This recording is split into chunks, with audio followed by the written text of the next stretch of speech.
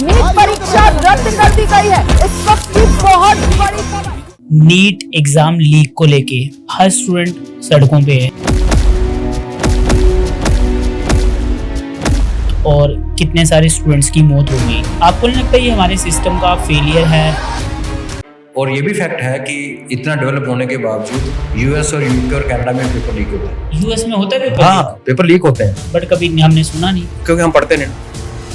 जंतर मंतर पे स्टूडेंट्स का और अलग अलग लोगों का प्रोटेस्ट देखा और बहुत सारे लोगों ने उसको ज्वाइन करा। तो जो लोग वहाँ पे नहीं गए वो तो यही सोचेंगे कि क्या प्रोटेस्ट करना हमारा राइट नहीं है, हमें वहाँ पे मारना पड़ेगा। काकरोच जनता पार्टी का आपको क्या लगता है, इनका मोटिव क्या है? तो आप ये कह रहे हो कि सोनम वांगचुक ने ये जो प्रोटेस्ट करा ये गवर्नमेंट ने करवाया हुआ है, क्योंकि इसको प्लांट करना था इस प्रोटेस्ट में गवर्नमेंट ने खुद। अभी जंतर मंतर पे आपने देखा होगा हमारे यहाँ की गवर्नमेंट जो है करंट वो भी गई स्टेटहुड के लिए। आपको लगता है कि स्टेटहुड वहाँ जंतर मंतर पे जाके उनको मिल जाएगी? दिल्ली में ये पिक्चर पेंट करना चाहते हैं कि जम्मू कश्मीर की पूरी पब्लिक जो है वो स्टेटहुड मांग रही है। जम्मू को नहीं चाहिए स्टेटहुड, कश्मीर को भी नहीं चाहिए स्टेटहुड, कश्मीरी पॉलिटिशियन को चाहिए। आप जम्मू सेपरेट स्टेट की बात करते हैं, ये हो पाएगा जम्मू कश्मीर अलग सेपरेट स्टेट वाला? क्योंकि अगर आप पूरी दुनिया की राजनीति देखोगे तो वोट बैंक या वोट लेने के लिए जम्मू कश्मीर के मुद्दे को उठाया जाता है। क्या आपने कभी सोचा था कि 3 सेपरेट टूटेगा? और आई थिंक इज पॉसिबल। वैसे तो एक रीजन जो आज भी एप्लीकेबल है और आने वाले सालों में सदियों में एप्लीकेबल रहेगा वो ये है कि हमारा कश्मीर के साथ कुछ भी कॉमन नहीं है, ना लैंग्वेज, ना कल्चर। हमने कभी तिरंगा नहीं जलाया, हमने यहाँ कभी पाकिस्तान का झंडा नहीं पकड़ा। हमारे बच्चों ने तिरंगा पकड़ के शहादतें दी है।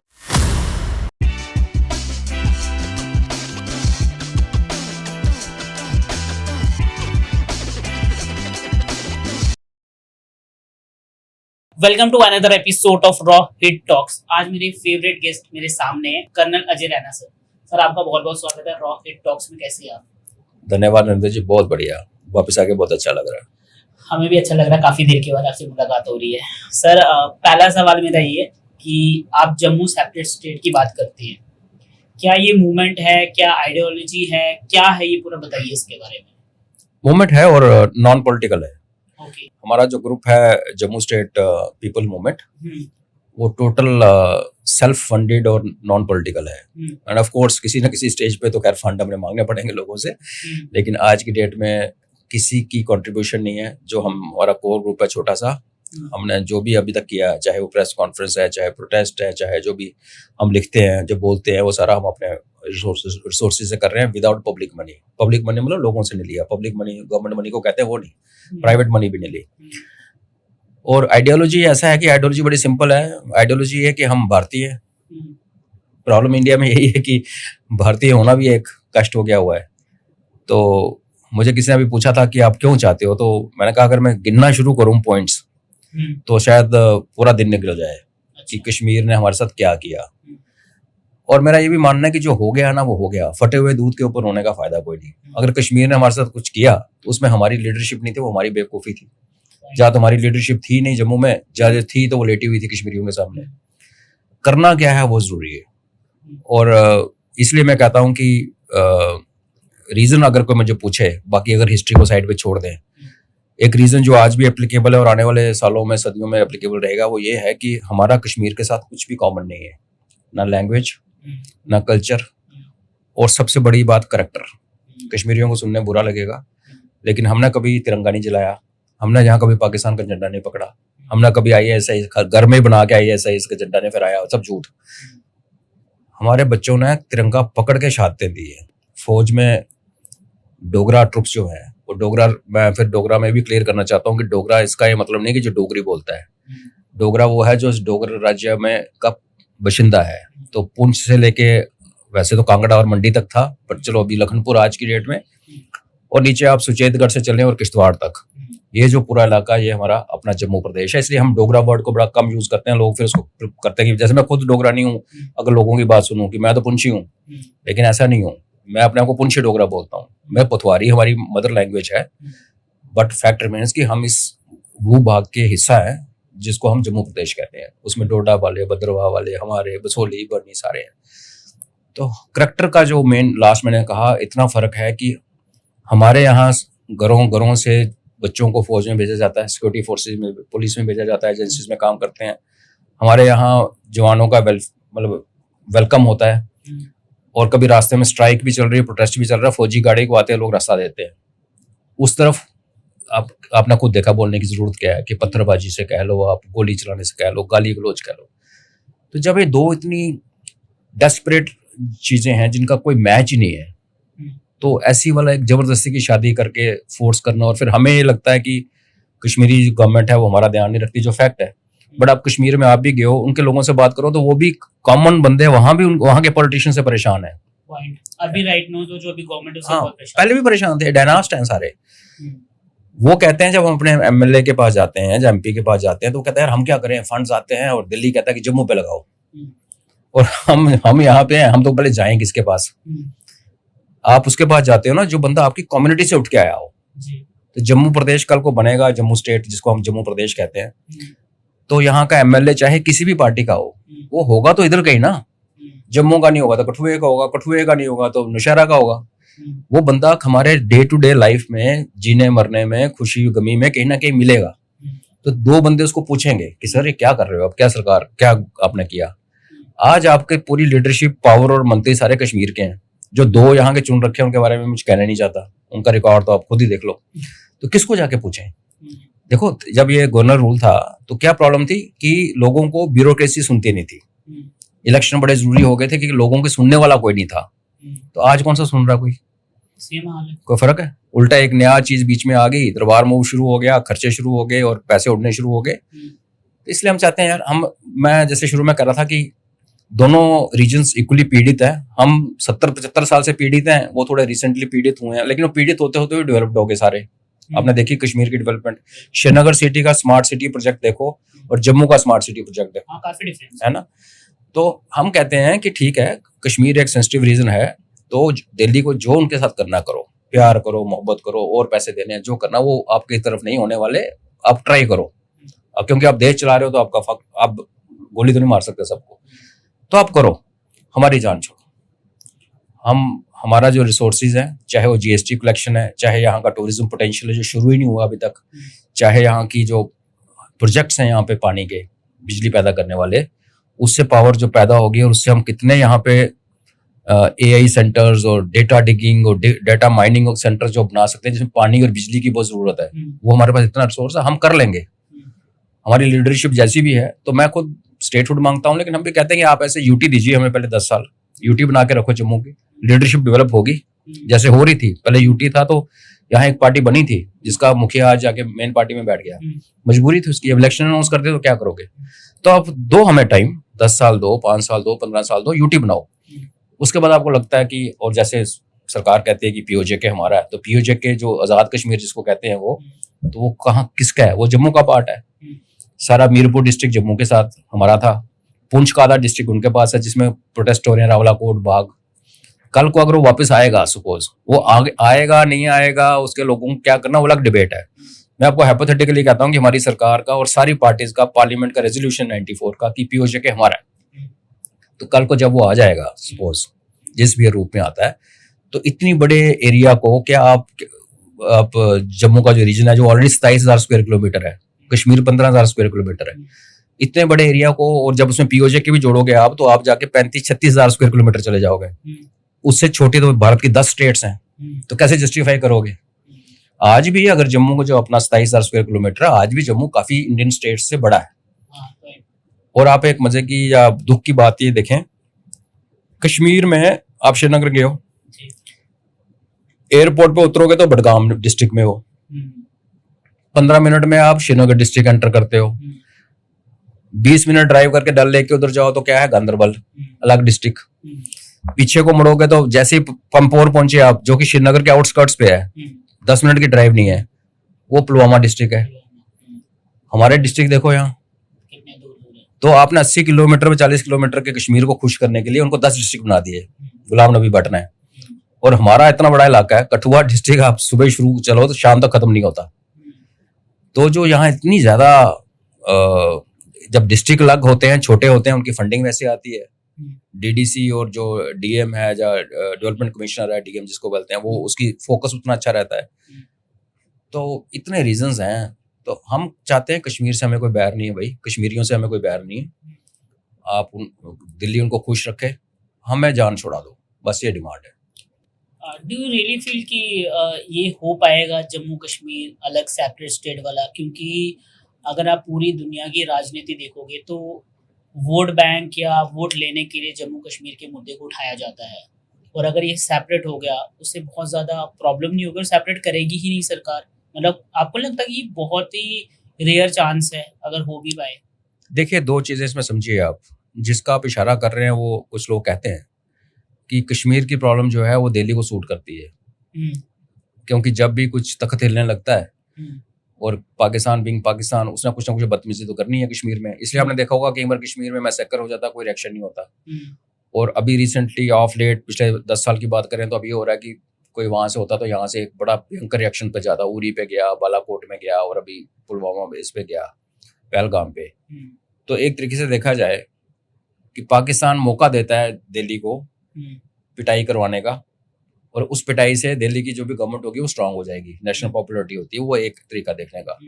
अगर आप जम्मू को कश्मीर से अलग करते हो तो इस वाली पॉलिसी पे क्या फर्क पड़ता है? पाकिस्तान तो बदतमीजी करेगा, वो नक्शा लेके थोड़ी आता है कि मैंने इस बॉर्डर, वो तो जम्मू में भी बदतमीजी करता है, रजौरी डिस्ट्रिक्ट में, कठुआ में, भद्रवा में, किश्तवाड़ में, पुंछ में, कहाँ वो बदतमीजी नहीं करता? तो पाकिस्तान आपको अपॉर्चुनिटी देगा अगर ये आपका मंशा है। मैं नहीं कह रहा ये आपकी मंशा है दिल्ली को, मगर आपको अगर ये लगता है कि ये प्रॉब्लम चलती रहे और हमें पाकिस्तान की पिटाई करने का मौका मिले तो अच्छा है। उसमें जम्मू और कश्मीर का इकट्ठा होने का कोई मतलब नहीं है ना। दूसरा जो आप कह रहे हो क्या हो सकता है, क्या आपने कभी सोचा था कि 370 टूटेगा? और आप एवरीथिंग इज पॉसिबल, वैसे तो पॉसिबल है। और आज हम दिल्ली को ये कह रहे हैं, उस दिन प्रोटेस्ट में हमने ये कहा कि अभी हम पीसफुली यहाँ खड़े हैं तवी के पुल पे। इसी पुल पे खड़े होके जम्मू ने महाराजा हरि सिंह की छुट्टी ली है और आपको देनी पड़ी। इसी पुल के ऊपर अमरनाथ प्रोटेस्ट हुआ तो आपको झुकना पड़ा। बाद में उसका क्या हुआ वो बात अलग है। जम्मू नब्ज है कश्मीर की, और अगर आप हमारी बात पीसफुल बात नहीं सुनोगे तो एक दिन आएगा कि तंग आके लोग वही करेंगे। आप जम्मू को बाईपास नहीं कर सकते। हाँ, जाना तो इधर सही है। जम्मू सिटी की बात नहीं कर रहा, मैं जम्मू प्रदेश की बात कर रहा हूँ। आप यहाँ से अगर ये मूवमेंट जब जैसे हमारा प्लान है, इसको हम अभी पीसफुल है, पीसफुली रहेंगे। हमने अभी क्या रिक्वेस्ट किया परसों के प्रोटेस्ट में कि प्लीज दिल्ली से किसी को भेजो जो पॉलिटिकल पार्टी इसको साइड पे रखे और हमसे बात करे, सिविल सोसाइटी से बात करे, हमारे कंसर्न सुनो। उसके बाद जा तो हमें कन्विंस करो कि आप गलत हो, जा आप कन्विंस हो जाओ। आप आंख नहीं बंद कर सकते। प्रॉब्लम पता क्या है नरेंद्र, हमारे देश की जो ब्यूरोक्रेसी है और जो पॉलिटिकल क्लास है, उनको एक चीज बहुत पसंद है, उसको कहते हैं स्टेटस को, कि जैसे चल रहा चलने दो, इसके अंदर ही जो कर सकते हो, थोड़ा बहुत लिपस्टिक यहाँ लगा दिया। अभी जैसे 370 टूट गया, बड़ा सुनने में अच्छा लगता है, टूटना चाहिए था, पर उसके बाद आपने दरबार मूव स्टार्ट कर दिया। कल को आप स्टेट हुड दे दोगे तो पीछे बचा गया। 370 का क्या था बेसिकली? 370 ये था कि यहाँ मनमानी थी, वो मनमानी फिर शुरू हो जाएगी। बाकी वो है कि प्रॉपर्टी नहीं खरीद सकते, वो तो डोमिसाइल यहाँ भी लगा हुआ है, हिमाचल में भी है, उन चीज़ों में फर्क नहीं पड़ता। बेटियों की शादी बाहर करोगे तो आपकी प्रॉपर्टी उनको इनहेरिट, तो मैं अपनी बेटी की शादी करूँ तो मैं बेच दूंगा ना जम्मू की प्रॉपर्टी, क्या प्रॉब्लम है? कहीं और खरीद लेंगे। मेन इशू ये था कि जो मनमानी यहाँ चलती थी कि भारतीय पार्लियामेंट का बना हुआ कानून यहाँ नहीं लगता था बिना असेंबली के, वो खत्म हुआ। लेकिन उसके साथ ये इशू भी थे कि दरबार मूव बंद, और वो भी हाई कोर्ट का उसके ऊपर ऑर्डर था कि दरबार मूव बंद करो। वो बंद हुआ 5 साल, फर्स्ट क्लास काम चला, उसको फिर शुरू कर दिया, और हमारे यहाँ लोग उठ के ढोल बजा रहे थे।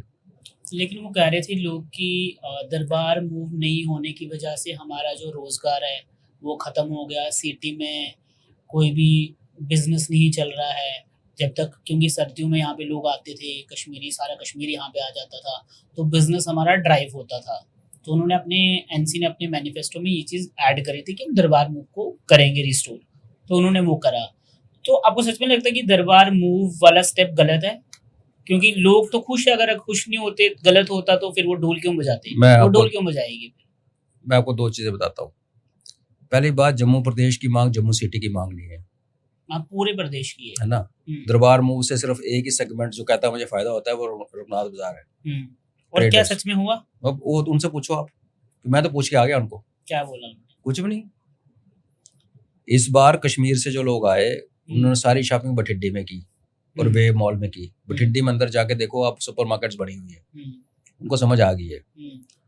दूसरा ये है कि ये इशू जम्मू सिटी का नहीं है, अगर जम्मू सिटी में आने से बिजनेस बढ़ता है तो रजौरी में बैठे को क्या फायदा हो रहा है, या पुंछ वाले को क्या फायदा हो रहा है, या जम्मू के अंदर पक्की टक्की में किराने वाला दुकान खोल के बैठा हुआ है उसको क्या फायदा होता है। एक जमाना था कश्मीरी आते थे गली मोहल्लों में, खड़िका तला, पक्की टक्की, उस्ताद मल्ला, चौलक्का मल्ला इनके फेवरेट जगह थे, या किराए पे भी लेते थे वो। आज बठिंडी बना नहीं था ना अभी। हाँ, अब उनकी अपनी सिटी बन चुकी है, आज उनकी प्रॉपर्टीज है यहाँ पे। और मैं आपको एक चीज और बताऊं, जिस कश्मीरी ने यहाँ घर बनाया है वो सर्दियों में यहाँ आएगा। दरबार मूव जब बंद हुआ था तो बहुत लोग आने कम हो गए थे, काफी कश्मीरियों ने घर बेच भी दिए, लेकिन फिर भी कश्मीर के लोग यहाँ आते हैं क्योंकि सर्दी वहाँ बुजुर्गों को उनको मुश्किल है। जब वो आते थे छुट्टी बिता के चले जाते थे। वो लोग हैं जिनको दरबार मूव से कोई लेना देना नहीं है। यहाँ जो घर वाले हैं, रिच लोग हैं, वो बिजनेसमैन हैं, कश्मीर के ऑर्चर्ड के मालिक हैं, कि वो सारे दरबार वाले नहीं यहाँ आते। तो ओवरऑल जो सिटी में कश्मीरियों का आना था पिछले 5 साल में आपने कम होते हुए नहीं देखा। जब दरबार मूव नहीं था तो क्या कश्मीरी नहीं आते थे सर्दियों में? दरबार मूव से वो बढ़ गया, मैं एग्री करता हूँ। मगर दरबार मूव आने के बाद अब क्या हुआ कि अब उनके बच्चे भी यहाँ आने शुरू हो गए, एडमिशन भी यहाँ स्कूल में। आप एडमिशन का अगर RTA डालेंगे तो पता चलेगा आपको कितनी एडमिशन हुई है इस बार। तो मैं ये कहता हूँ पहले कि जम्मू सिटी का मसला नहीं है, तो बिजनेस वाले क्लास का जो रोना धोना है, और उनको अभी पता चल गया इस बार, कैमरे पे नहीं बोलेंगे। आप जरा रघुनाथ बाजार में चक्कर मार के आओ, वैसे मिल के आओ, कितना फायदा हुआ। जब ये दरबार मूव हुआ था ढोल बजवाने वाले होते हैं पॉलिटिशियंस, जहाँ उनके एजेंट, उनके पीछे नाचने वाले होते हैं बेवकूफ, उनके फॉलोअर्स, अपना दिमाग नहीं लगाते। आज कॉकरोच जो कर रहे हैं आप दिख नहीं रहा। तो मैंने जब ये दरबार मूव अनाउंस हुआ था, यहाँ पे ढोल बजा था, तो मैंने उस दिन ट्वीट किया था कि मेरी रिक्वेस्ट है चैम्बर के साथ को कि अपने गिने चुने प्रतिनिधियों को ये बोले कि अगले 4 महीने 5 महीने जब दरबार यहाँ पे रहेगा, वो लोग एक लिस्ट मेंटेन करेंगे कितने कश्मीरी कस्टमर उनकी दुकान पे चढ़े। अगर पहले 50 लोग आते थे नॉर्मल, तो 50 की जगह अगर 60 हो गए, जो 10 आए गया वो कश्मीरी थे, और अगर वो कश्मीरी थे तो उन्होंने कितनी शॉपिंग की, तो उसका जो प्रॉफिट मार्जिन आपका बना, तो उसके लिए क्या अपनी धरती माँ को बेचने के लिए आप तैयार हो? तो करके देखो ना सर्वे, फिर आएगा दरबार दोबारा। अभी नहीं, तब नहीं किया तो अब कर लो। मैं चैम्बर से फिर रिक्वेस्ट करता हूँ गुप्ता साहब के कि करो प्लीज, अपने लोगों को 10 12 15 रिप्रेजेंटेटिव हर मार्केट में बोलो, उनको टास्क दो कि just keep a note. Kashmiri को पहचान लेते हो, उनके लैंग्वेज से पहचान लेते हो, उनकी शक्ल से पहचान लेते हो, तो आप नोट करो कि आपकी बिजनेस कितना बड़ा। ये जम्मू सिटी की बात कर रहा हूँ, बाकी जम्मू प्रदेश को कोई फर्क नहीं पड़ता। उल्टा क्या होता है, यहाँ ट्रैफिक की वूज हो जाती हैं, यहाँ के हॉस्पिटल्स पे प्रेशर पड़ता है, यहाँ के इंफ्रास्ट्रक्चर पे प्रेशर पड़ता है। वो इंफ्रास्ट्रक्चर जो पहले अंडर डेवलप्ड है। अब जम्मू सिटी को देखो तो जी IIT है, IIM है, भद्रवाह किश्तवाड़ में क्या है, पुंछ रजौरी में क्या है। तो आप जब यहाँ पे क्या होता है कि आप ये भी नोट करना, जैसे भी अमरनाथ यात्रा चल रही है, इस टाइम जम्मू टू श्रीनगर सिर्फ 3 फ्लाइट्स हैं, क्योंकि फ्लाइट सीधी दिल्ली से श्रीनगर लीड कर रहे हैं। तो इवन बसेस के जो लोग होते हैं ना, वो भी डिसाइड कर लेते हैं कि यार अभी ये रश आ रहा है, श्रीनगर जम्मू रूट एक्टिव है, तो मैं मेंढर वाली बस को कम कर लेता हूँ। तो इन चीज़ों को लोग नोटिस नहीं करते। इंफ्रास्ट्रक्चर के ऊपर एक फर्क पड़ता है, बिकॉज इंफ्रास्ट्रक्चर में जो पैसा लगा हुआ है बिजनेस प्राइवेट, वो हमेशा अपने आप को उस तरफ लेके जाएगा जिस तरफ उनको प्रॉफिट दिखता है, फुटफॉल दिखता है। और तीसरी लास्ट चीज़ में मैं ये कहूँगा, और कश्मीरी भाई बहनों के लिए कहूँगा कि देखो, कल को जम्मू स्टेट बनेगी तो इसका ये मतलब नहीं हम आपको बोलेंगे कि आपका यहाँ घर खाली करो।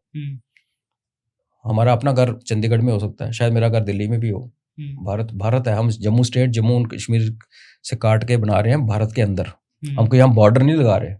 और जो बड़े बिजनेसमैन है उनको, जम्मू वाले, उनको मैं ये बोलना चाहता हूँ कि आपको क्या लगता है कि कल को जम्मू और कश्मीर अलग स्टेट हो जाएगी तो कश्मीर का सामान बाई एयर आएगा दिल्ली से, वो जाएगा आपके थ्रू ही।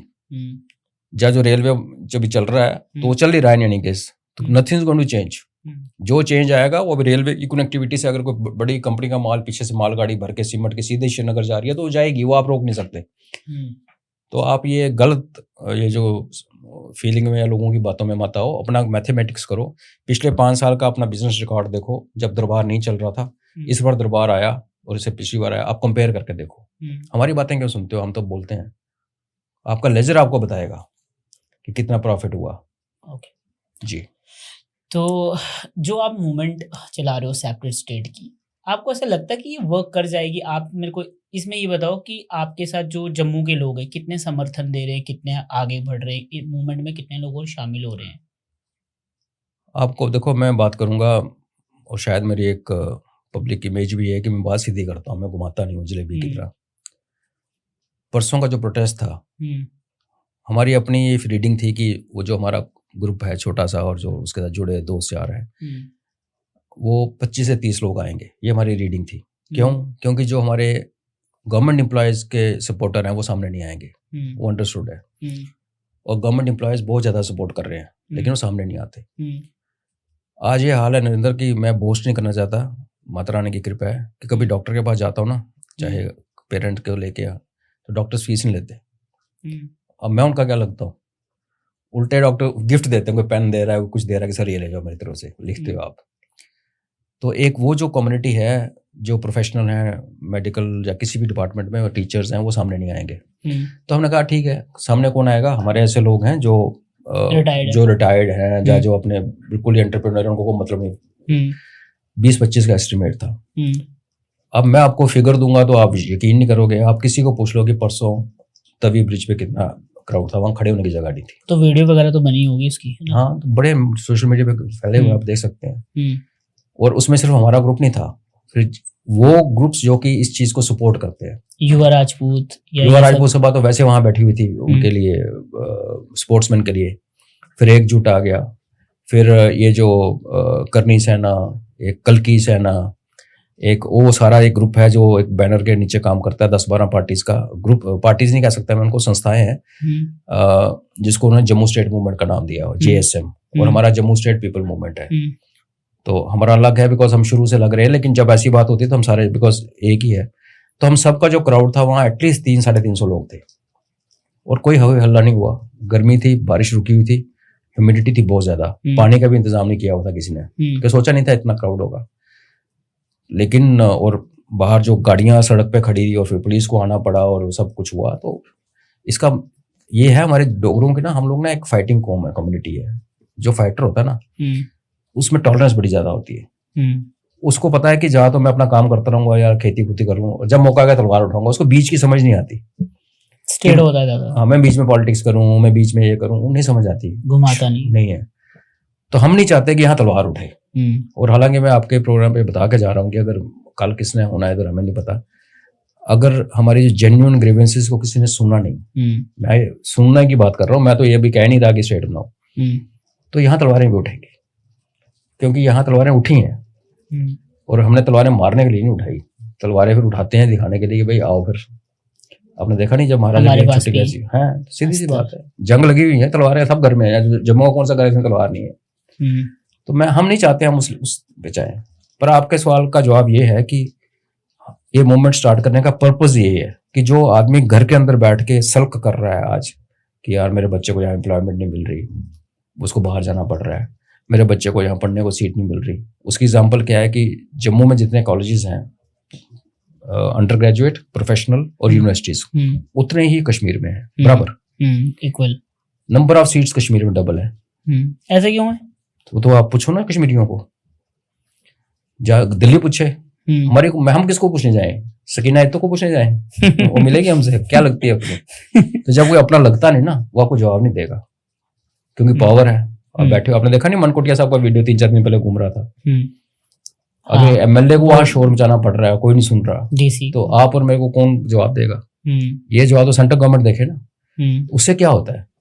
उससे ये होता है कि आपके बच्चे, तभी इन्होंने बोला हमें CUT, सेंट्रल यूनिवर्सिटी जो एंट्रेंस टेस्ट जो भी है CUT, जिसके थ्रू आप इंडिया के किसी कॉलेज में जा सकते हो।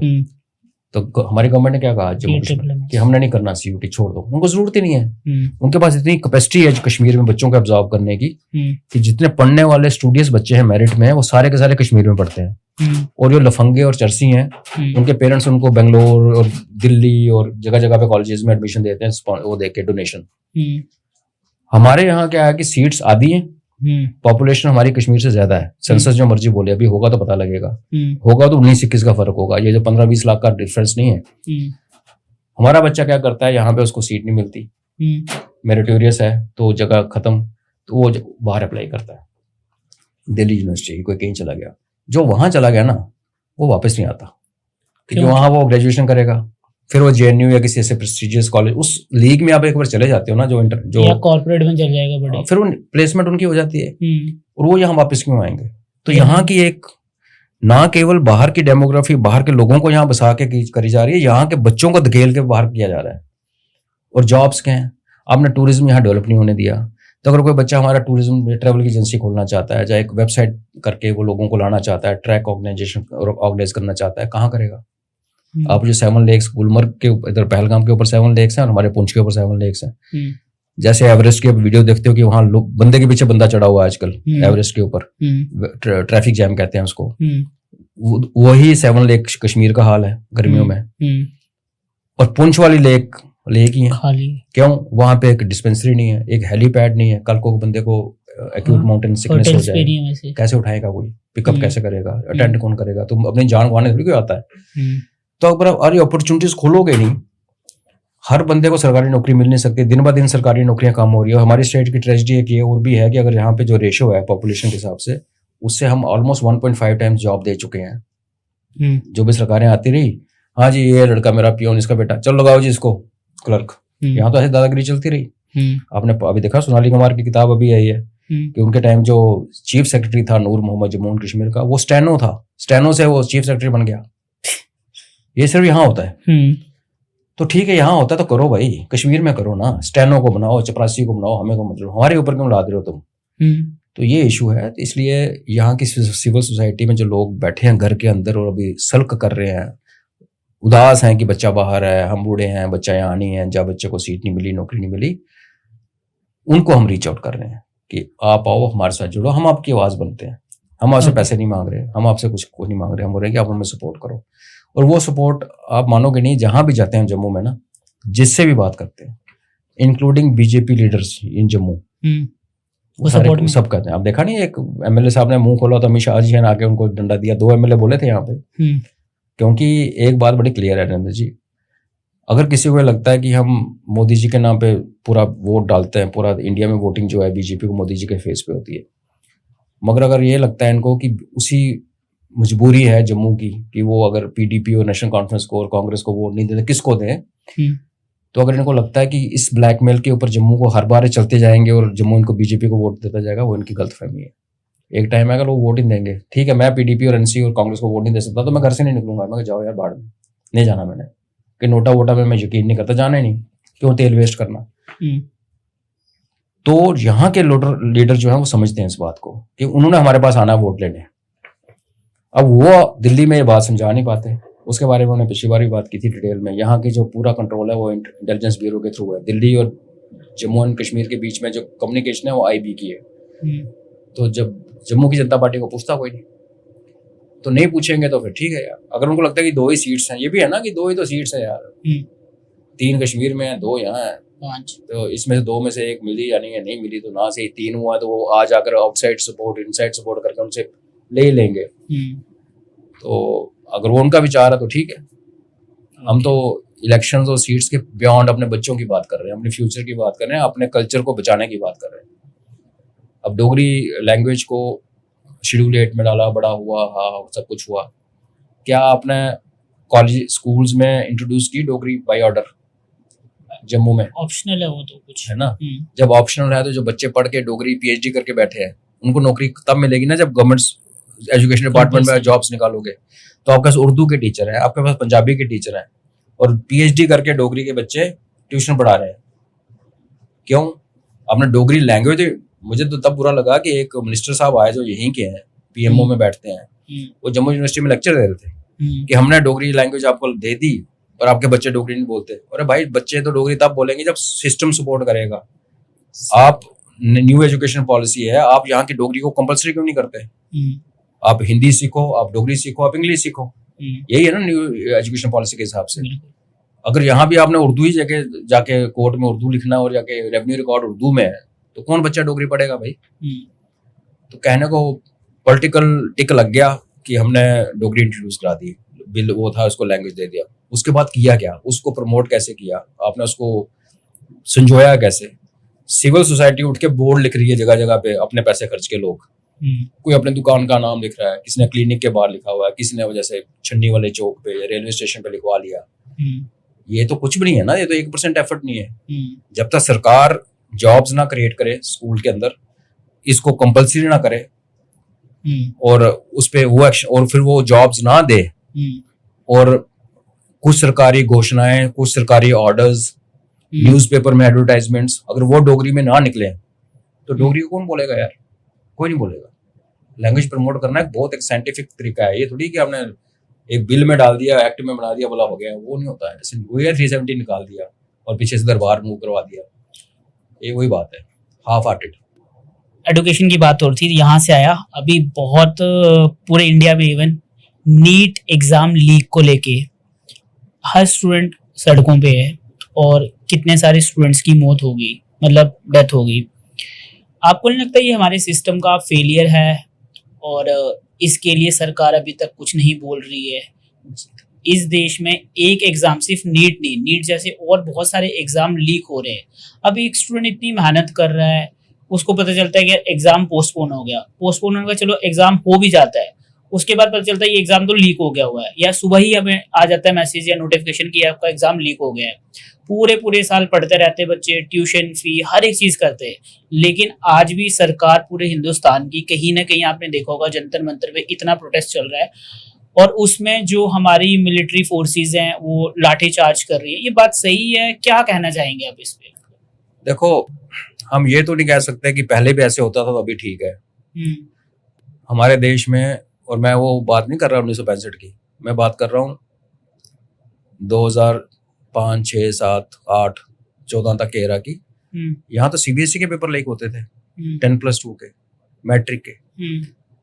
इसे मैं कह रहा हूँ, मैं ये तो नहीं कह सकता ना कि पहले होता था तो ये भी ठीक है। और ये भी फैक्ट है कि इतना डेवलप होने के बावजूद यूएस और यूके और कनाडा में पेपर लीक होते हैं। यूएस में होता है पेपर? हाँ, पेपर लीक होते हैं। क्यों, मैं बताता हूँ रीजन क्या है। बट कभी हमने सुना नहीं, क्योंकि हम पढ़ते नहीं ना। आप सर्च करें, कनाडा का करें, मैं आपसे लिंक भी शेयर कर दूंगा डिटेल। पर वो भी कोई बहाना नहीं है। देखो, हम अपने आप को बोलते हैं हम डिजिटल इंडिया में चले गए, ये हो गया, तो सिर्फ यूपीआई ट्रांजैक्शन थोड़ी डिजिटल इंडिया होता है। जहां पे इंसान चेन में आएगा वहां पे आप एक वल्नरेबिलिटी क्रिएट करते हो, जबकि इंसान उस डीएनए का हो जो हमारा डीएनए है। हमें इसमें शर्म नहीं आनी चाहिए बोलने में कि हमारा डीएनए करप्ट हो चुका है, हम बेईमान लोग हैं। एज ए सोसाइटी हम बेईमान हैं, हमारे लीडर इसलिए बेईमान है कि हम खुद बेईमान हैं। अब एक नेशनल टेस्टिंग एजेंसी बनी 2016, 14, 15, 16 में काम शुरू हुआ, 2018 में फॉर्मलाइज होने से पहले उसको पूरा टेस्ट किया गया, ये करेंगे वो करेंगे। फिर आपने देखा होगा, जैसे इसकी बात कर रहे हैं, सीयूटी की भी बात कर रहे थे हम, सेंट्रल यूनिवर्सिटी एंट्रेंस टेस्ट जो भी है, कॉमन यूनिवर्सिटी एंट्रेंस टेस्ट, इसका पूरा पेपर ऑल इंडिया में ऑनलाइन होता है और शिफ्ट्स में होता है। और आप ये मानोगे कि जो बच्चे पीजी अंडर ग्रेजुएट कोर्सेज में जाना चाहते हैं 10+2 करके, उनकी तादाद एनईटी स्टूडेंट से कहीं ज्यादा है। उसमें ह्यूमैनिटीज हैं, उसमें बहुत सारे, और एनईटी वाले बच्चे भी उसमें जाते हैं कि अगर यहाँ सीट नहीं मिली तो जो कॉलेज में जाएंगे। तो समझ लो आप एनईटी से एटलीस्ट 5 से 6 गुना ज्यादा स्ट्रेंथ होती है। उनका पेपर क्यों नहीं लीक हुआ? सिस्टम से ही बनाया हुआ उन्होंने। क्योंकि उनको वहां से पेपर रिलीज होता है 30 सेकंड्स पहले, सीधा सेंटर पे आता है, आप कंप्यूटर के सामने बैठे हो, ऊपर सीसीटीवी लगा, सीसीटीवी की मॉनिटरिंग यही करी कि आपने कुछ भी हरकत ऐसे की अनयूजुअल, आपका हाथ ज्यादा हिल गया, या आपने गर्दन 4 बार हिला दी, या एक आवाज आ गई हॉल में से, तो वो एकदम से पकड़ लेगा। तो इनको ये करने में क्या तकलीफ थी? क्यों नहीं कर पा रहे? हाँ, ये तो हमारा है ना, यही कर रहा, मैं मानता हूँ ये गलती है, बहुत बड़ी गलती है। और एनईटी की पॉपुलेशन कम है, सीयूटी की पॉपुलेशन बहुत ज्यादा है। टेस्ट होता है, चाहे आपने मेडिकल कॉलेज में एंट्रेंस लेनी है, चाहे आपने गांधीनगर वुमेन कॉलेज में एडमिशन लेनी है, दोनों टेस्ट है। अगर एक बढ़िया चल रहा है तो जीमैट पूरी दुनिया में होता है, ऑनलाइन होता है, और कब से हो रहा है, उसमें लीक नहीं हुआ। ये वही बात है कि भारतीय करेंसी की कॉन्ट्राफिट बन गई। अपने यूएस डॉलर कभी सुने नकली आते हुए? वो पाकिस्तानी जिसने हमारे बनाए थे, जिसको धुरंधर में दिखाया, उसका ब्रदर जो है जेल में क्यों है? उसने कोशिश की थी यूएस डॉलर को करने की, उठा लिया ना 2 मिनट में। और यूएस डॉलर पूरी दुनिया में सर्कुलेट होता है, हमारा रुपये तो यहीं पे होता है। तो देखो, तो मैं मानता हूँ एक कि जो करना चाहिए था वो नहीं किया, गलत किया। आपके पास टेक्नोलॉजी थी, सिस्टम का फेलियर है। सिस्टम का फेलियर है। और सिस्टम कौन कंट्रोल करता है? मैं हमेशा कहता हूँ ब्यूरोक्रेसी कंट्रोल करती है। हम प्रधान को गाली निकालते हैं, निकालनी भी चाहिए, बिकॉज उसने एक नहीं 10 बेवकूफियां की है, करो। मगर मेरा उसमें नहीं कि प्रधान को रिजाइन कर देगा सपोज, जो इनकी मांग है, तो उससे क्या हो जाएगा? सिस्टम बदल जाएगा। हमें सिस्टम बदलना है। तो जब प्रेशर पड़ा तो सरकार ने क्या किया? एनईटी लीक, और ये एनईटी के पेपर तो बहुत बार लीक हुए, ये सबसे ज्यादा लीक होते हैं। उसका एक रीजन हमारी सोसाइटी का बेईमान होना भी है। अगर आप टेलीग्राम ग्रुप्स में जाओ तो वहां पे पेपर लीक और पेपर वो सारा ड्रामा चल रहा था, आपने वो फॉलो किया होगा। बंद किया उसको, लेकिन लोग VPN लगा के चलाते हैं। चला रहे हैं ना, क्यों? कि मैं एज ए पेरेंट सोचता हूँ कि मेरा बच्चा निकल जाए आगे।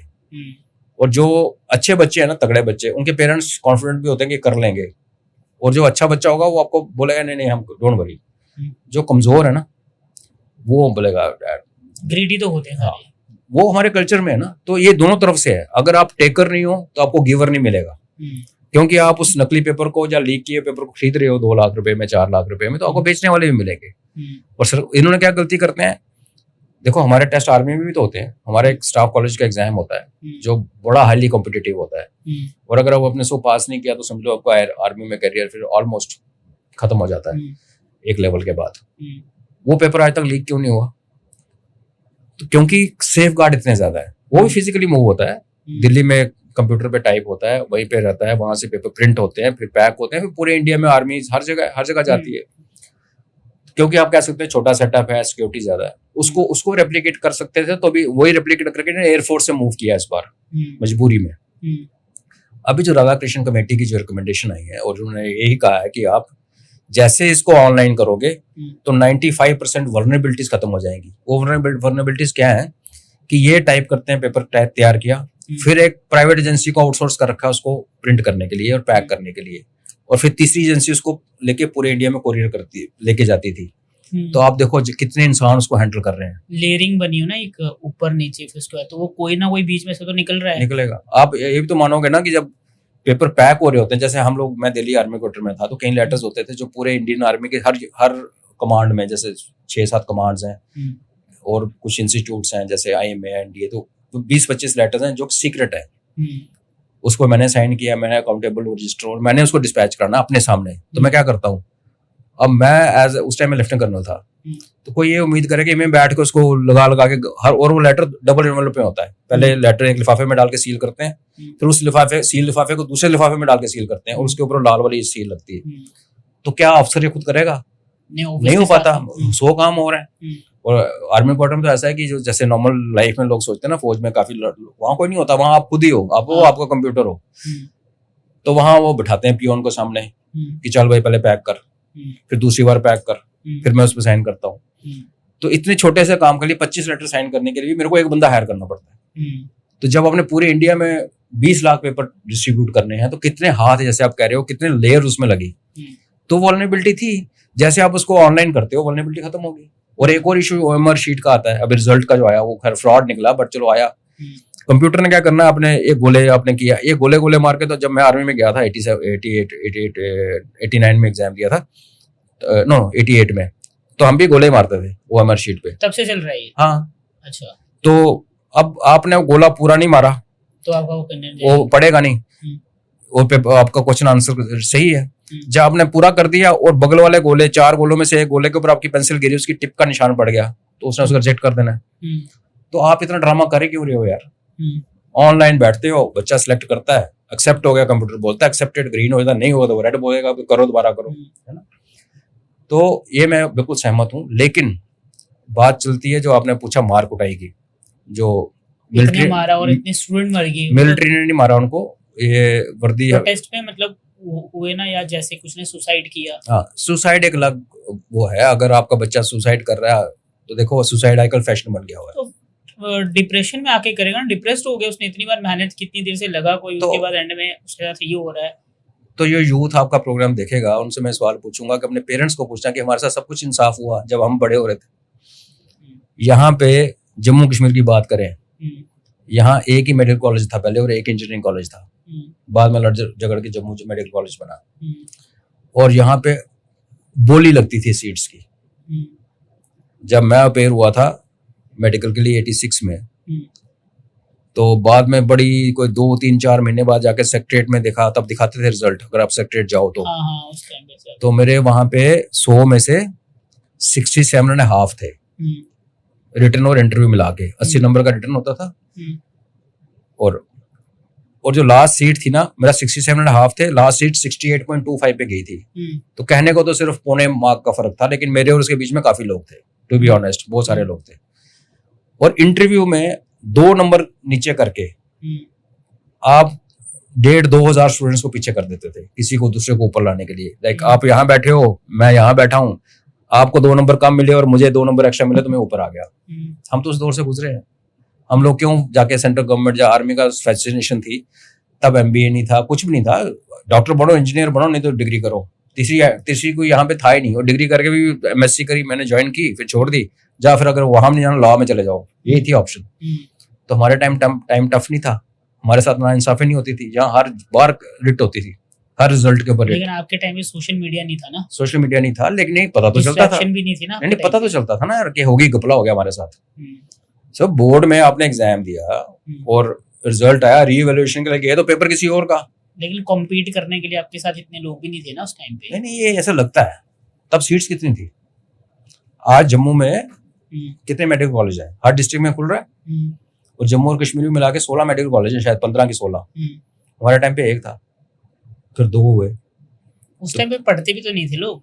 ये आपका तो वो कम पढ़ते थे। जिन लोगों ने पुराने जिन टाइम के लोग, कितने कम लोग हैं जो पढ़े लिखे हैं, मतलब कम पढ़ते हैं। ग्रेजुएशन 10वीं या वो इतनी 12वीं करते थे। अगर आपके घर में कोई 80 साल के आसपास बुजुर्ग है ना आपकी फैमिली में, और वो पढ़ा हुआ है, मैट्रिक ग्रेजुएट है, मैट्रिक उससे इंग्लिश लिखवाओ, बढ़िया है, और आप पढ़ के दिखाओ उसका मतलब। बढ़िया। ऐसा मत कहो, आप लोग जो पढ़े लिखे हो ना, इनको हम लोगों ने बनाया है। नहीं, आई एम जस्ट टेलिंग कि मतलब उस टाइम पे कंपटीशन या ये सब उतना था भैया, सीट्स उतनी थी।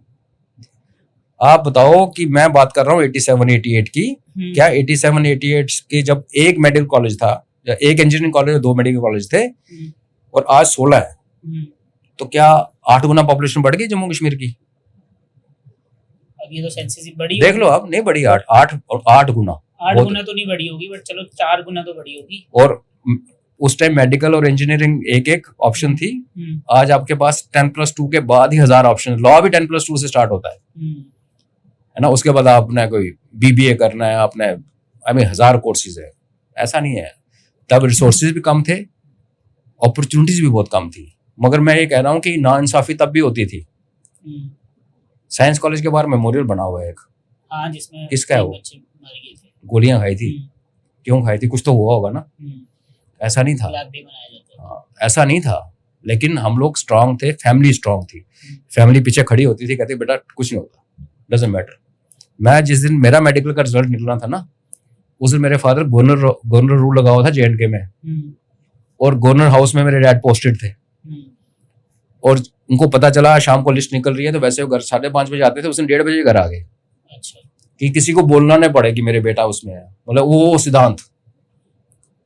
आज उनको गए हुए 1 साल होने लगा है, बट वो उनके प्रिंसिपल कहते कि अपने इतने सिद्धांत ऊंचे थे कि अपने बेटे के लिए सिफारिश ना करनी पड़े। तो क्या मेरे को एज ए सन, जब मेरे को लगा कि मैंने पौने मार्क्स से मेरा सीट रह गई, तो मुझे बुरा नहीं लगा होगा? पर मैंने सुसाइड नहीं किया ना, क्योंकि उसी फादर ने मुझे ये भी कहा कि फिक्र मत कर, तूने जो करना कर, हम तेरे साथ खड़े हैं। आजकल के पेरेंट्स बच्चों से बात नहीं करते।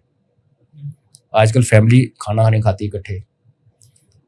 वो जो बॉन्ड और वो जो रिलेशनशिप, और नॉट ओनली फैमिली, जो हमारा जो एक्सटेंडेड फैमिली होती थी, जॉइंट फैमिली, कजिन, हम तो अपने कजिन साथ ही खेलते थे यार। और कौन दोस्त होता था? क्लास में एक दोस्त, बेस्ट फ्रेंड, जो ऐसे लिखने में जिसका नाम लिखना होता था, वो घर में आके कजिन्स। तो मेरे कहने का मतलब है कि ओवरऑल ये डिप्रेशन नाम का जो बीमारी है, हमारे टाइम पे हमने सुना ही नहीं था। तो ऐसा तो नहीं था कि ह्यूमन काइंड पिछले 25 साल में इतनी बदली है कि हमारी जीन्स ही बदल गई, हमारे में डिप्रेशन आनी। हाँ जी, बच्चे को है, इसको जी अटेंशन डेफिशिएंसी सिंड्रोम है। ये आपका बच्चा पढ़ता नहीं है स्कूल में, PTM में मैंने कितनी बार सुना है, आपके बच्चे को ADS के लिए चेक करो। क्यों? कि वो पढ़ नहीं रहा था, स्कूल की दीवार पे स्केच बना रहा था। पर हमने अपना डेस्क को छोड़ा नहीं बिना स्केच के। अब रणवीर स्कूल में तो हम तो पंखे उल्टे टेढ़े करके उसमें क्लास में घुसते थे। ऐसा नहीं होता, बचपन ऐसे ही होता है। आप कुछ हो, मैं कुछ हूँ, कोई पढ़ता है, किसी को नहीं लगाना यार। उसको डिफरेंट सिंड्रोम्स का नाम दे के बच्चों को बना दिया वीक। तो मैं सुसाइड वाला के तो मेरा I don't want to comment, because यहाँ सुसाइड तो लड़की के पीछे सुसाइड हो गया, आज पेट मर गया तो बंदे ने सुसाइड कर दिया। अब मैं अपने आप को बहुत बड़ा डॉग लवर और पेट लवर मानता हूँ, पर ये थोड़ी सुसाइड कर लूंगा। अब पेट की लाइफ 10 साल है तो है यार। जिस दिन घर में लाया था पता था ना, तो मेंटली प्रिपेयर होना चाहिए, एक दिन जाएगा।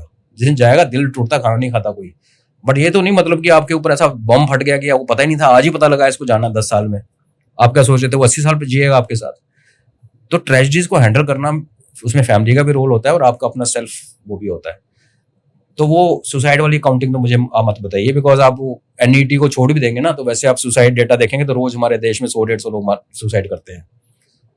बट मैं ये कह रहा हूं कि जो जंतर मंतर में हुआ, जो आपने पूछा, पहली बात तो वहां मिलिट्री नहीं मारने की, RAF थी वो, मिलिट्री और लॉ एंड ऑर्डर काउंटर नहीं करती, ये लॉ एंड ऑर्डर जो है पुलिस अलग होती है, वो मिलिट्री के अंदर नहीं आती। नहीं, RAF पुलिस का भाग है। अच्छा, लॉ एंड ऑर्डर हमारा सब्जेक्ट नहीं है आर्मी का, और आर्मी डंडा नहीं लेके चलती, हम फिर राइफ फायर खुलता है। जिस दिन ये शुरू हुआ उस दिन एनईटी एक इशू था।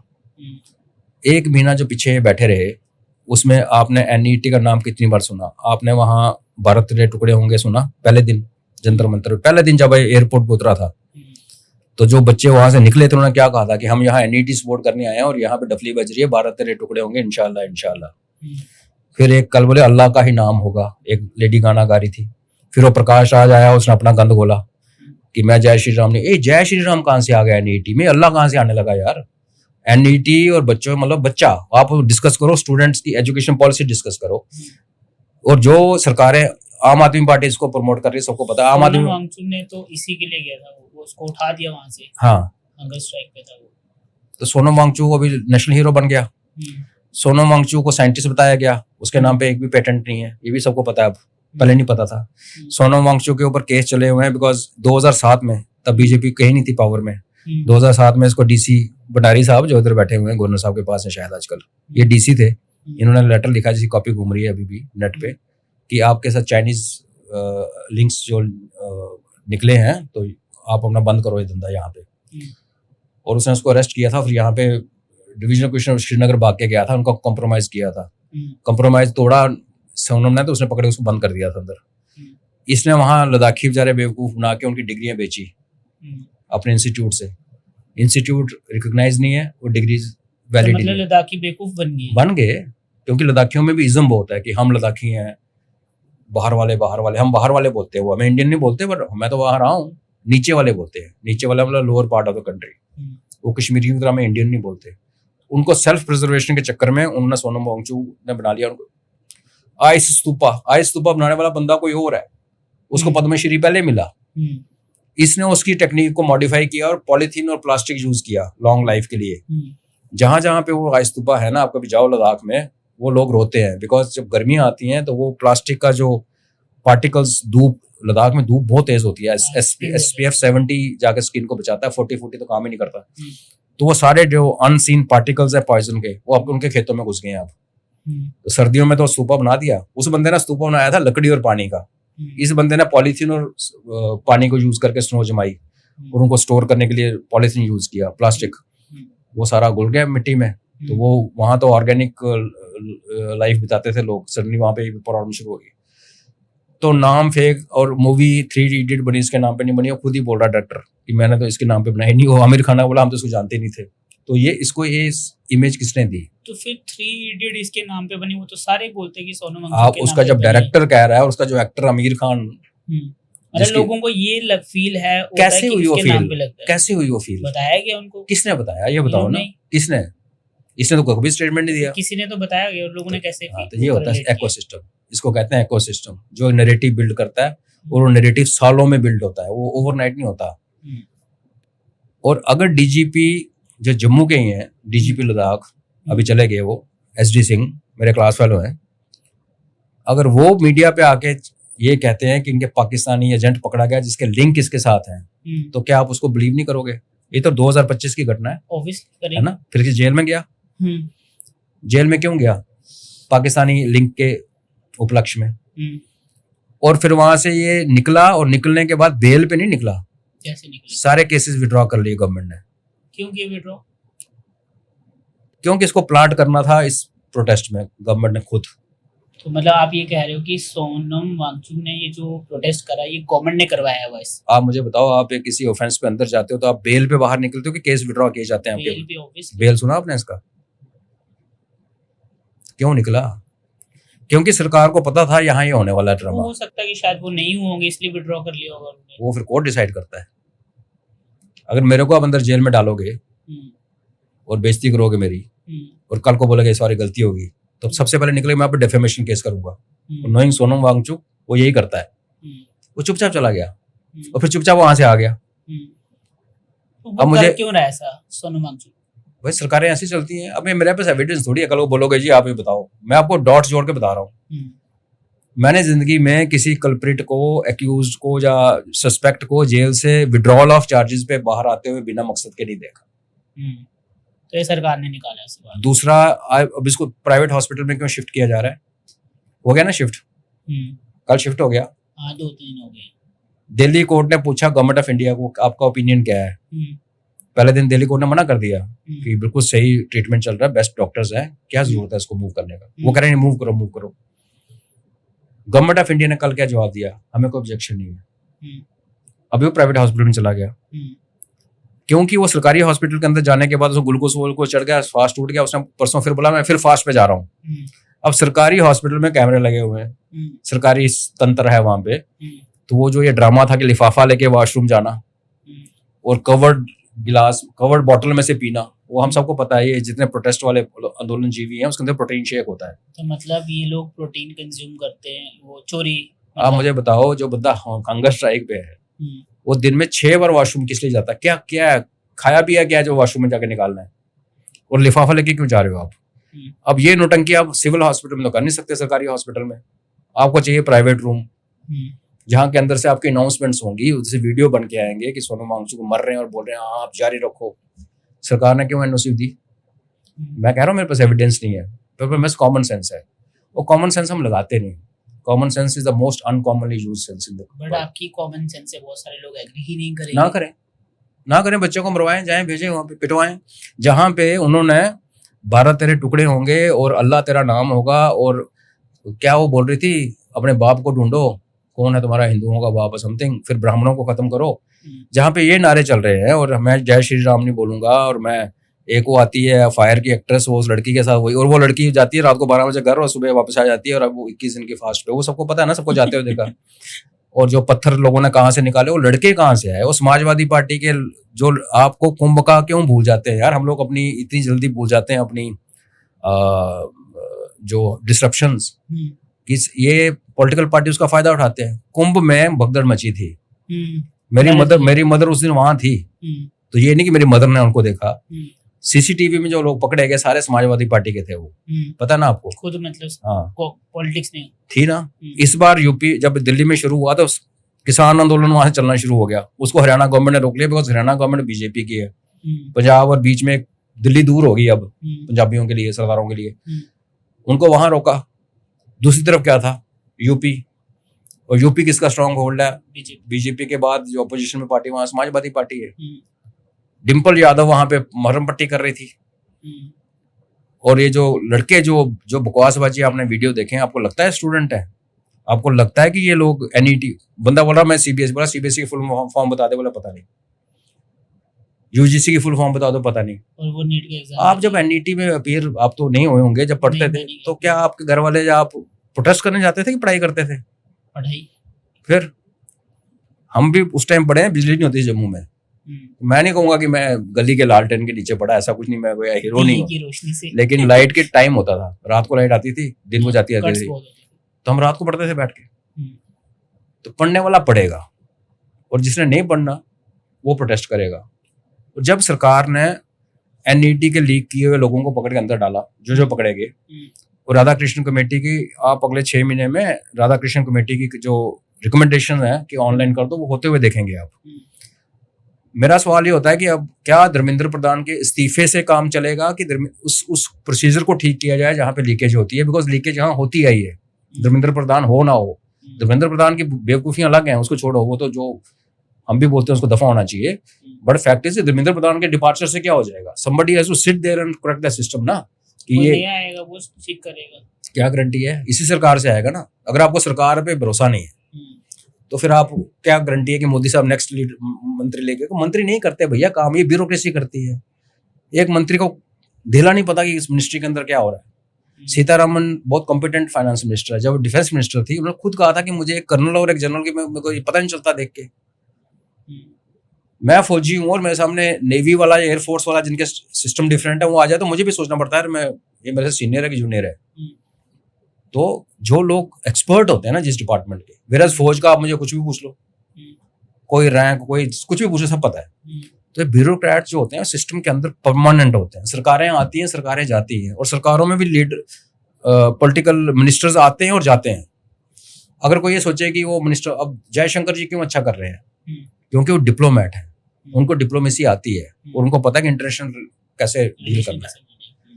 वेरस बाकी मिनिस्टर्स क्या हैं, नहीं कुछ तो अच्छा कोई अंगूठा छाप है, कोई इसलिए मिनिस्टर है कि वो किसी का भगत है, कोई किसी फेवरेट है। अगर प्राइम मिनिस्टर होता तो मैं भी ये करता। मैं अपने जिन लोगों पे विश्वास है आप उनको लेके आओगे ना यार। हम बातें तो कर सकते हैं, देखो वो ये वो है, गुजरात में साथ है, ऐसा नहीं होता। जिस बंदे ने आपके साथ काम किया हो, जिस पे आपको एतबार हो, आप उसको हमेशा अपने पास सपोर्ट में रखते हो।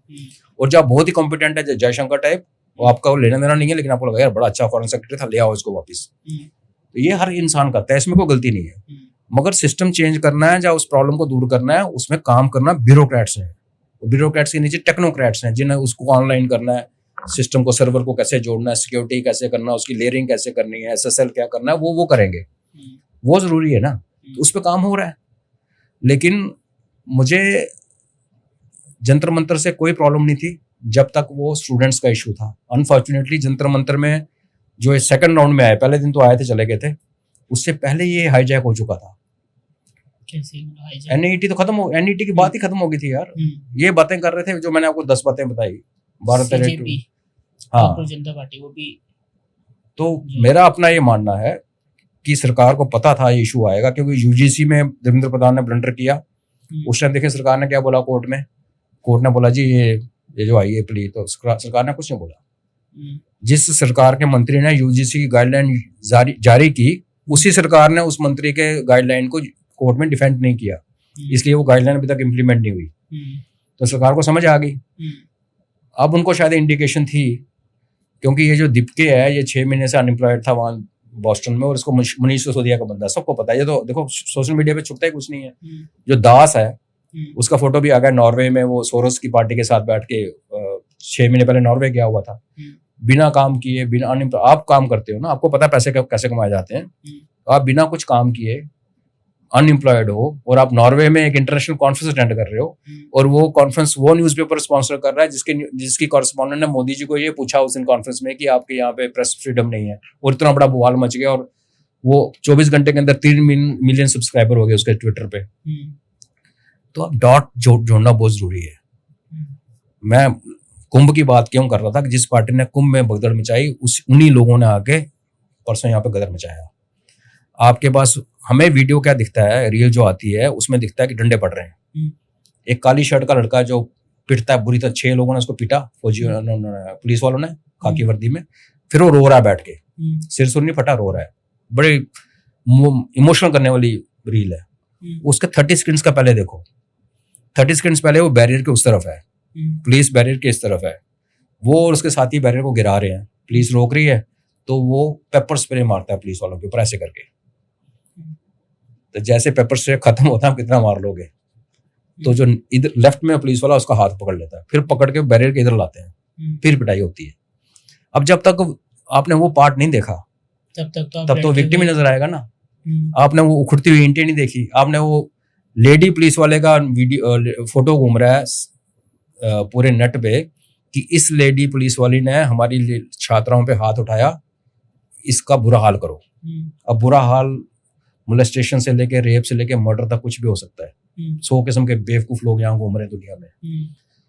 तो कोई स्टूडेंट ये कहे कि मेरा प्रोटेस्ट वहां चल रहा है, तो मैं फिर बोलूंगा भैया आप सुसाइड ही कर लो, सुनने में बुरा लगेगा। अगर आपको समझ नहीं है राजनीति की या नैरेटिव की, तो फिर आप इस दुनिया में रहने करने क्या आए हो यार। आपको NET पे प्रोटेस्ट करना बिल्कुल कीजिए। बहु प्लाजा में परसों प्रोटेस्ट हो रहा था, कॉकरोच पार्टी यहाँ भी घूम रही थी। इनको पता है अपने जम्मू में क्या हो रहा है। लेकिन ये कॉकरोच जनता पार्टी का मतलब आपको क्या लगता है इनका मोटिव क्या है? क्योंकि उनके जो हैं कि बेरोजगार, जिसको लेथार्जी की, वो लोग हमारे साथ आओ, और जब ये स्टार्ट हुई तो 2 दिन के अंदर ही बिलियंस प्लस उसके फॉलोअर्स और ये सब चीजें होगी, सब भूल लगे। क्या ये कोई और पार्टी उसको हेल्प कर रही है? तो या इसका जो संस्थापक है दीपके, वो मनीष सिसोदिया ने भेजा था बोस्टन में पढ़ने के लिए स्कॉलरशिप पे। नहीं, आम वो आदमी तो पार्टी। पहले उसके आपके साथ उनका सोशल मीडिया और वो सब हैंडल करते हाँ, थे तो वो आपका आदमी है। हम्म, पहली रात जब 2 मिलियन इसका सब्सक्राइबर हुए, तो जब उसका मेटा डाटा निकाला गया, तो उसमें से 80 की 90% पाकिस्तानी थे। हाँ, वो की कुछ फेक फॉलोअर्स भी थे। फेक कुछ नहीं थे, वो तो एक मिनिस्टर का बयान है। तो ये कोई भी चीज अपने आप नहीं होती। आपने मेरे को पूछा ना कि हम ये मूवमेंट चला रहे हैं, सरेआम चला रहे हैं ना, तो आज हमें बंदे इकट्ठे करने जोड़ने में एफर्ट करना पड़ता है। तो फिर तो लोग आपको ये भी कह सकते हैं ना कि आपके पीछे भी किसी पार्टी का हाथ है। बोले तो मैंने जब प्रेस कॉन्फ्रेंस की थी तो ये रुद्राक्ष पहने थे और इसी कसम खाई थी कि मैं पॉलिटिक्स ज्वाइन नहीं करूंगा। मेरा प्रॉमिस है जम्मू के लोगों को। अगर आपने पॉलिटिक्स ज्वाइन नहीं करनी है तो फिर आप ये मूवमेंट क्यों इतना ड्राइव करो, इसके लिए इतना आप बोलोगे नहीं मैं चाहता हूँ कि हमारी जो नेक्स्ट जनरेशन है उसको ये हो वो हो। ऐसे तो बहुत सारे लोगों ने किया बट कभी उसके ऊपर इम्प्लीमेंट नहीं हो पाया। क्योंकि वो लोग सारे बिक गए ना। मैंने ये कसम उस दिन पहले दिन क्यों खाई थी, क्योंकि मैंने आपका वो इंटरव्यू यहाँ पे क्योंकि जो भी मूवमेंट बनी बाद में सारी बिकी। अमरनाथ प्रोटेस्ट भी बिकी, लोगों ने सीट्स ली असेंबली की इलेक्शन लड़ने के लिए। मैं इस चक्कर में पढ़ना नहीं चाहता। तो आपको अगर सीएम के लिए ऑफर किया जाता, मान लो हाँ। कल को जम्मू सेपरेट स्टेट बनती है और यहाँ का आपको सीएम बनाया जाए, आपको बोला कि आप सीएम बनो, तो आप मना कर दो कि मैं नहीं बनूंगा, आप इलेक्शन नहीं लड़ोगे। मैं आपके प्रोग्राम में बैठ के बोल रहा हूँ नहीं करूँगा, इलेक्शन ही नहीं लड़ोगे। नहीं लड़ना मैंने इलेक्शन। मेरे घर में लोग अपसेट हैं कि मैं ऐसा क्यों बोलता हूँ, मुझे नहीं करना यार। मैं उस पॉसिबिलिटी को नहीं रखना चाहता, मैं इंसान हूँ। फिर तो लोग तो यही सोचेंगे कि अभी स्टार्टिंग में कोई भी आता है मूवमेंट स्टार्ट करता है, एंड गोल तो उसका पॉलिटिशियन एमएलए एमपी या सीएम होता है।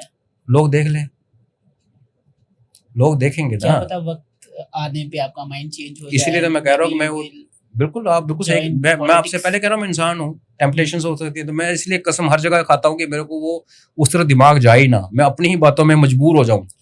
इतने एफर्ट्स आपने से पहले देश को सर्व करा एज एन आर्मी ऑफिसर और इतने सारा टाइम दिया अपने देश के लिए, फिर उसके बाद आप रिटायर्ड हुए, जबकि आपके पास सब कुछ है, बिजनेस है, एवरीथिंग यू हैव, फिर आप वो सब चीज़ों को साइड करके आप इतना फेवर कर रहे हो जम्मू और जम्मू के लोगों को जागरूक कर रहे हो, तो आपको नहीं लगता कि जब ये सब चीज़ें हो जाएंगी फिर तो आपको भी भूल जाएंगे?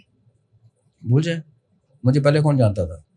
मैंने अभी आपको शो के सामने पहले बोला कि मेरा बहुत अच्छा बिजनेस था हिमाचल में, दोनों बेच दिए। दूसरा तो एक हफ्ते पहले बेच के आया हूँ। मुझे डिस्ट्रैक्शन रखनी नहीं है, मुझे ईश्वर ने सब कुछ दिया। You have only one goal, Jammu separate. जिस दिन जम्मू सेपरेट होगा मुझे पब्लिक स्पेस में नहीं देखेंगे। फिर कहाँ जाएंगे आप? नहीं, मैं जबरदस्ती जाऊँ, मैं वैसे ज़्यादा साधु हूँ, मुझे नहीं जरूरत इन चीज़ों की।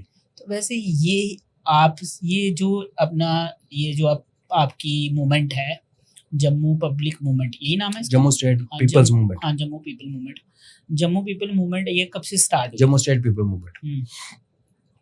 पहले तो मैं वन मैन आर्मी था और मैं पिछले 4 या 5 साल से लगातार इस बारे में बात भी कर रहा हूँ, लिख भी रहा हूँ हर जगह। और मैं अपने आप को श्रेय नहीं देना चाहता, लेकिन अगर आप जयपुर डायलॉग जैसा बड़ा प्लेटफॉर्म देखेंगे, अनुपम मिश्रा जैसा बड़ा प्लेटफॉर्म देखेंगे, गुमता आईना, डेफ टॉक्स देखेंगे, ओमकार चौधरी शो देखेंगे, जितने मैं नाम ले रहा हूँ, और भी बहुत सारे, ईश्वरन भंडारी शो देखेंगे, तो ये सारे लोग बोलते हैं कि जम्मू स्टेट अलग होनी चाहिए।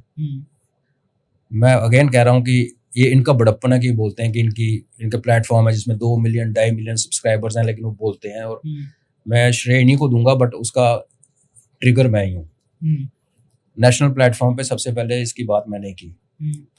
उसका रीज़न ये था कि 2017 में जब मैंने प्री मैच्योर रिटायरमेंट ली और मैं जब यहाँ आया तो मैंने यहाँ भी काम किया, यहाँ भी कुछ स्टूडियोज में गए। मुझे बड़े अच्छे जम्मू के टॉप मोस्ट न्यूज़पेपर ने मेरे को अपना स्टूडियो ऑफर किया कि आप यहाँ बैठ के जो बात करनी है करो, पर मुझे लगा कि यहाँ ट्रैक्शन ही नहीं है, लोगों को इंटरेस्ट ही कोई नहीं है। तो मैं फिर यहाँ से मूव कर गया, मैं फिर अपने नेशनल मीडिया पे चला गया। इनफैक्ट मेरे को जम्मू के बाहर ज़्यादा लोग जानते हैं। मेरे को आज कोई एयरपोर्ट नहीं है जहाँ पे मैं जाता हूँ और कोई मेरे को मिलने नहीं आता। और जम्मू की यहाँ मैं कहीं भी समोसे खा, किसी को परवाह नहीं, पढ़े लिखे लोगों को छोड़ के। तो उस तरीके से देखो तो मैं ये कहूँगा कि मैंने फौज छोड़ी 2017 में, तो आप रफली कह सकते हैं 2020 के बाद मैं लगातार इसके बारे में बात कर रहा हूँ। लेकिन पिछले साल या 1.5 साल पहले एक्चुअली कुछ लोग जुड़ने शुरू हुए, हम लोग आपस में मिलने लगे, बातें करने लगे, हफ्ते में 1 बार मिलना, 2 मिलना, क्या करना है, कैसे करना है, चलने लगे। ये सारी चीज़ें जो होती हैं इनको कहते हैं बिहाइंड द सीन। तो बिहाइंड द सीन फिर बहुत ज़्यादा नेटवर्किंग यहाँ पे हुई। और अगेन मैं ये नहीं कहूँगा कि हम ही रीच आउट करें, लोगों ने हमें रीच आउट किया, दोनों तरफ से हुई, बड़े ग्रुप्स हम मिले, हम लोगों से जिनके मैं नाम ले रहा था, कोऑर्डिनेशन होने की कोशिश की। फिर हमने इस नाम को कोई आज से 8 महीने पहले एक मूवमेंट का नाम दिया, जम्मू स्टेट पीपल मूवमेंट। उस टाइम पे जो बाकी जो गुट थे उन्होंने जम्मू स्टेट मूवमेंट नाम दिया अपने ग्रुप को। वो एक कोलैबोरेशन है बहुत सारे ग्रुप्स की, हम लोग अकेले हैं और हम लोग रजिस्टर्ड ऑलमोस्ट हो चुके हैं, क्योंकि हम चाहते हैं कि कल को अगर नरेंद्र मुझे 1 रुपया देता है, क्योंकि देखो बिना पैसे के तो कुछ होता नहीं, तो वो पैसा हमारे अकाउंट में आएगा, कैश नहीं चाहिए हमें, और जो अकाउंट में आएगा तो उसके बाद नरेंद्र को हक होगा पूछने के लिए वो 1 रुपया मैंने दिया था, क्या किया है तुम लोगों ने। तो हम इसको इसलिए ट्रांसपेरेंसी के साथ चलना चाहते हैं आगे। तो अब इसमें जो लीगल इश्यूज हैं, पुलिस वेरिफिकेशन, सीआईडी, वो सब चल रहा है, और पर हमारे डॉक्यूमेंट्स वगैरह सबमिटेड है। तो जेएसपीएम के नाम से अगर आप दिन काउंट करोगे तो 8 महीने हुए हैं, लेकिन हमारी फर्स्ट अपीयरेंस हुई थी प्रेस कॉन्फ्रेंस की 15 जून के आसपास, 16 जून को। इनफैक्ट मेरी सर्जरी हो रखी थी, पर वो उस दिन कश्मीरी वहाँ पे दिल्ली में स्टेटहुड मांगने गए थे तब भी, तो उस दिन फिर हमने यहाँ पे प्रेस कॉन्फ्रेंस की, उसके बाद हमने ये किया। और अभी हमारा जो आगे प्रोग्राम है, पब्लिक अपीयरेंसेस भी हैं, सेमिनार्स भी हैं, प्रेस कॉन्फ्रेंस भी है, और लोगों को जाके मिलना, अलग 8 डिस्ट्रिक्ट सभी ब्लॉक्स में जाके लोगों से बात करना। तो ये एक कैंपेन है, इसलिए मैं कह रहा हूँ कि हमें पता चलता है कि इतने छोटी सी जम्मू स्टेट में जहाँ हमारी बिरादरी है, हम जहाँ जिए पड़े दोस्त यार हैं, वहाँ पे हमें बात पहुँचाने में टाइम लग रहा है। तो वहाँ कॉकरोच पार्टी आज लॉन्च होती है और अगले दिन सुबह उसके 2 मिलियन व्यू, 2 मिलियन 20 लाख होता है। तो ये ऑर्गेनिक नहीं होती, हमारी स्ट्रगल ऑर्गेनिक है। हमें नहीं पता हमें 10 साल लगेंगे, 15 साल लगेंगे, मुझे नहीं पता कब खत्म मिलेगा जम्मू, लेकिन जो होगा ओरिजिनल होगा, अपना होगा। हम ना तो बॉट्स को हायर करते हैं, आज ट्विटर पे हमारी 13-14 हज़ार फॉलोइंग है, वो ज्यादा नहीं है, जो मेरी पर्सनल फॉलोइंग से 1/3 बनी है, पर हम इसको ऐसे रखना चाहते हैं, जो ऑर्गेनिक है हमारे साथ जुड़े, जिसको विश्वास है आए, तो टाइम लगेगा। इसलिए मैं कह रहा हूँ ना, क्योंकि मैं खुद, आपने बड़ा अच्छा सवाल पूछा कि मैं खुद एक मूवमेंट चला रहा हूँ, तो मुझे पता ना कितना मुश्किल होता है। और आप नेशनल लेवल पे इंटरनेशनल हो गए, रातों रात इंटरनेशनल खिलाड़ी बन गए, आप 2 मिलियन, फिर 4 मिलियन, फिर 6 मिलियन, फिर बैन हो गया, फिर कॉकरोच कम्स बैक और समथिंग दूसरा हैंडल शुरू हो गया, उसमें फिर मिलियंस हो गए। ऐसे नहीं होता, आपके पीछे शक्तियां होती हैं, पावर्स होती हैं। और मैं आपको ये भी बताना चाहता हूँ, आप सीएम की बात कर रहे थे, वो तो इलेक्शन लड़ना पड़ता है, मुझे ऑलरेडी ऑफर्स हैं बहुत अच्छे। अच्छा, बताओ कौन सी पार्टी हाँ से कौन सी पार्टी ने ऑफर की है? पार्टी पुटी तो पता है, वो तो पहले ही हो गया था, पार्टी में तो मैंने पहले धुतकार तो किया था। मुझे और बड़े बड़े इंटरेस्टिंग ऑफर्स हैं। हाँ, जाना चाहिए आपको? नहीं, मुझे तो नॉन पॉलिटिकल ऑफर्स हैं बहुत अच्छे अच्छे, जहाँ आपको गाड़ी भी मिलेगी, आपको झंडे वाली गाड़ी मिलेगी, आपको घर मिलेगा। नहीं लेना मेरे को, नहीं चाहिए। बंदे बनी रहना चाहिए। मैं रात को जब सोता हूँ ना, मैं पीसफुली सोता हूँ, और जब लास्ट टाइम आएगा तो उस टाइम भी मैं, कहते हैं ना, लास्ट के 2-2.5 घंटे पहले आपको पता चल जाता है कि जाने वाले, तो मैं उस टाइम ना किसी गिल्ट को लेकर नहीं जाना चाहता। और ये भी एक बात समझें कि ये जो हम लड़ेंगे 8 साल 10 साल, अब जिंदगी कितनी है पता नहीं, जिस दिन कामयाब होगा और स्टेट गवर्नमेंट स्टेट बनेगी, तो मैं गायब होऊंगा, मेरे लोग नहीं गायब होंगे। जो मेरे साथ यंग बच्चे चल रहे हैं, जो हमारे ग्रुप में जो अभी 35-40 साल के बच्चे हैं, जो अपना टाइम और पैसा लगा रहे हैं, उनका हक बनता है कि वो आए और इलेक्शन लड़े, और फिर पब्लिक डिसाइड करे कि भाई इन लोगों ने हमारे लिए लड़ाई की थी, इनको बनाना है कि नहीं बनाना। मैंने नहीं बनना, मेरे जेएसपीएम के साथ पार्टी नहीं बनेगी। वो एक, जब वो स्टेज आएगी, जो बाकी मेंबर्स हैं वो लिबर्टी पे हैं कि वो उस टाइम बैठेंगे इकट्ठे, अपना डिसाइड करेंगे पार्टी कौन सी लॉन्च करनी है, किस नाम से करनी है, क्या करना है। मैं उस प्रक्रिया में शामिल नहीं होना चाहता। आप बैक एंड पे तो हो सकते हैं शामिल? नहीं, मेरे को नहीं, मेरे को पता करप्शन कैसे होती है। इंसान है हम लोग, आज सब कुछ ठीक ठाक है, कंफर्टेबल है, हो सकता है कल कोई ऐसी सिचुएशन आ जाए, फाइनेंशियल प्रॉब्लम बन जाए, या कुछ लाइफ में ऐसा प्रॉब्लम आ जाए कि मुझे किसी की जरूरत पड़ जाए, तो मैं क्यों अपने लिए एक वल्नरेबिलिटी खोल के रखूंगी। उस टाइम में बोलूँ हाँ यार ठीक है, मैं मार्गदर्शक बन जाता हूँ, तुम चलो किंग मेकर, ऐसा कुछ खुद बने अपने। लाइक पावर, मतलब पावर पसंद नहीं है? बहुत पावर एंजॉय किया मैंने, वो नहीं चाहिए। ओके, सो अभी दोबारा से इस सवाल पे आता हूँ मैं। फिर जिस तरीके से हमने जंतर मंतर पे स्टूडेंट्स का और अलग अलग लोगों का प्रोटेस्ट देखा, और बहुत सारे लोगों ने उसको ज्वाइन करा। एक कर्नल R.K. शर्मा है, वो भी ये थे। फिर मीडिया का, हर कोई मीडिया वहाँ पे पहुंचा हुआ था और वो दिखा रहा था पूरी इंडिया में। अभी आप सोशल मीडिया खोलोगे तो वही दिखेगा आपको। तो फिर तो जो लोग वहाँ पे नहीं गए, वो तो यही सोचेंगे कि क्या प्रोटेस्ट करना हमारा राइट नहीं है, हमें वहाँ पे मार पड़ी। बिल्कुल राइट है, किसने कहा राइट नहीं है? मुझे एनईटी अगर आज यहाँ पे बच्चे लॉ यूनिवर्सिटी का प्रोटेस्ट चल रहा था यहाँ पे, उन्होंने मेरे को बुलाया, मैं गया वहाँ पे, मैंने उनके बारे में प्रोग्राम किया, मैंने उनके ऊपर एक आर्टिकल लिखा, वो बड़ा हार्श आर्टिकल लिखा, और मुझे किसी ने कहा कि कोई छापेगा नहीं, एक्सेलसियर ने छाप भी दिया। तो एक जेन्युइन डिमांड के लिए अगर मैं ये कहूँ कि जम्मू के बच्चों के, अपने बच्चों के भविष्य के लिए जम्मू स्टेट मांग रहा हूँ, और मैं फिर ऊपर साथ में ये बोलूँ कि एनईटी के बच्चे बकवास कर रहे हैं, तो ये कॉन्ट्रडिक्शन है ना। जो जेन्युइन डिमांड है हम उसके साथ खड़े हैं। मुझे ट्विटर पे काफी लोग बीजेपी सपोर्टर भी कहते हैं, क्योंकि हाँ बीजेपी सपोर्टर हाँ कहते हैं, और मैं एक्चुअली मोदी साहब का बहुत बड़ा प्रशंसक हूँ, मुझे इसमें कोई डाउट नहीं है, बिकॉज ऐसा प्राइम मिनिस्टर मैंने नहीं देखा। That means you are supporter of BJP? No, I am supporter of Modi ji. तो Modi ji is a part of BJP? No, this is BJP वालों को वोट तो इसलिए डालते हैं क्योंकि मोदी जी को देखते हैं। हमने मोदी जी को देख के वोट देते हैं, और मैं आपको बता रहा हूँ जो हमारा एमपी यहाँ खड़ा हो जाए, मैं तो उस म्युनिसिपैलिटी में वोट ना दे कोई। आप एमपी की बात कर रहे हो, मैं अकेला नहीं हूँ, यहाँ सारे ऐसे वोट देते हैं क्योंकि मोदी जी पे भरोसा है। देखो पॉलिटिकल पार्टी सारी सेम है, हमारी सोसाइटी में से उठ के आते हैं। हम ये कहें कि बीजेपी वाले दूध के दूल्हे हैं और कांग्रेस वाले बिल्कुल ही चोर है, ऐसा नहीं है। कल कांग्रेस है, आज बीजेपी, परसों एकजुट था, आज बीजेपी, वो सब इनका वॉशिंग मशीन है। मुझे ऐसी वाली पॉलिटिक्स में तभी कोई इंटरेस्ट ही नहीं है। लेकिन इंसान है जिसका ट्रैक रिकॉर्ड ये बताता है कि उसने देश के लिए अपने घंटे, दिन में 18 घंटे दिए हैं, जो फैक्ट है। कल को योगी जी आएंगे, मैं उसको भी सपोर्ट करूंगा। मैं आज भी योगी जी को बड़ा सही मानता हूँ। सीधा डंडा रखा हुआ, चाहे हिंदू हो मुस्लिम हो, एक ही डंडा पड़ता है सीधा, और ऐसा ही होना चाहिए डेमोक्रेसी में।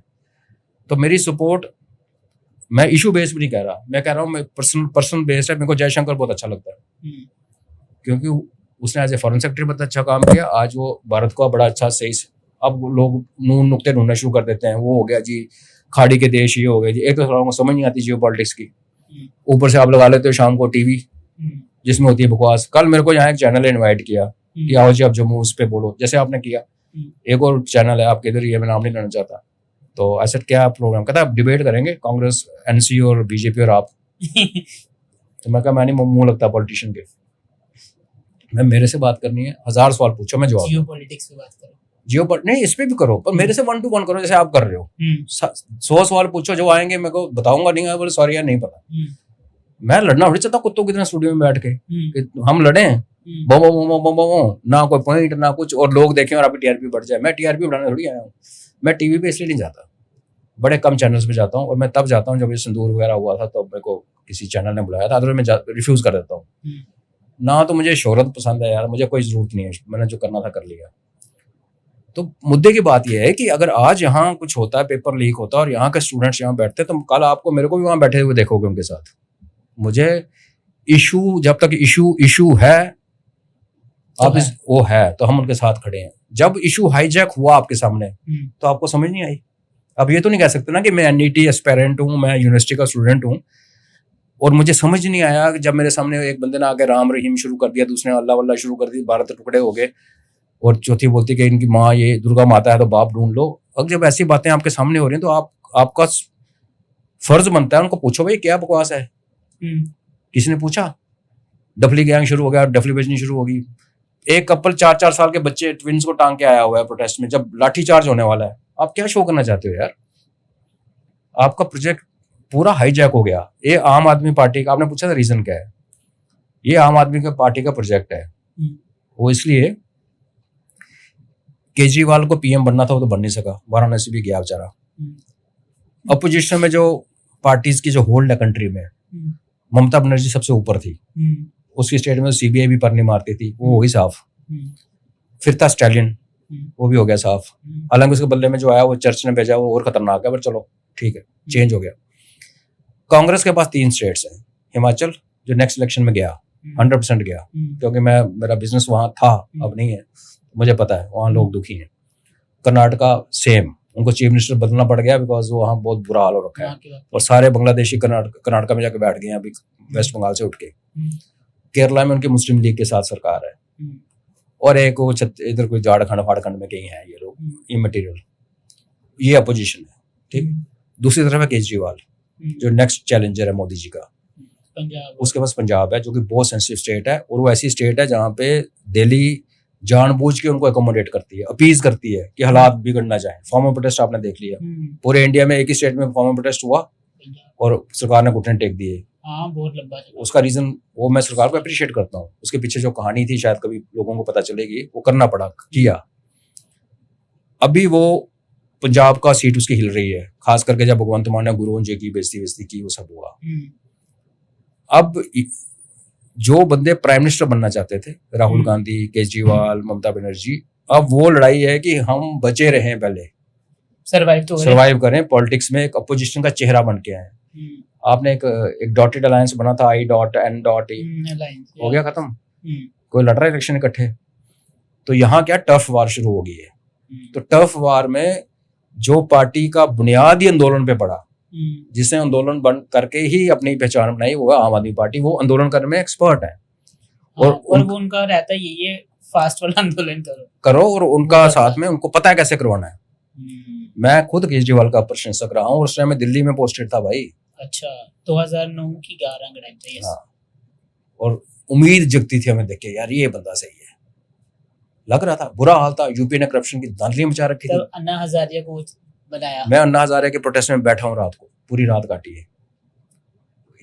तो मैं इसलिए जब मैं स्टूडेंट्स को बोलता हूँ ना कि तुम बेवकूफी कर रहे हो, मैं खुद ही बेवकूफी कर चुका हूँ। बाद में आपको रियलाइज हुआ। हाँ, तो अगर हम अपने बड़े होकर अगर हम बच्चों को ना समझाएं ये बात, तो फिर गलत है ना। फिर हम भी बोले हाँ गलत है, जो गलत है। मैंने रात काटी है वहां पे रामलीला मैदान में, और वहां टॉयलेट बनी थी, पूरे ओवरफ्लोइंग, स्मेल, बुरा हाल।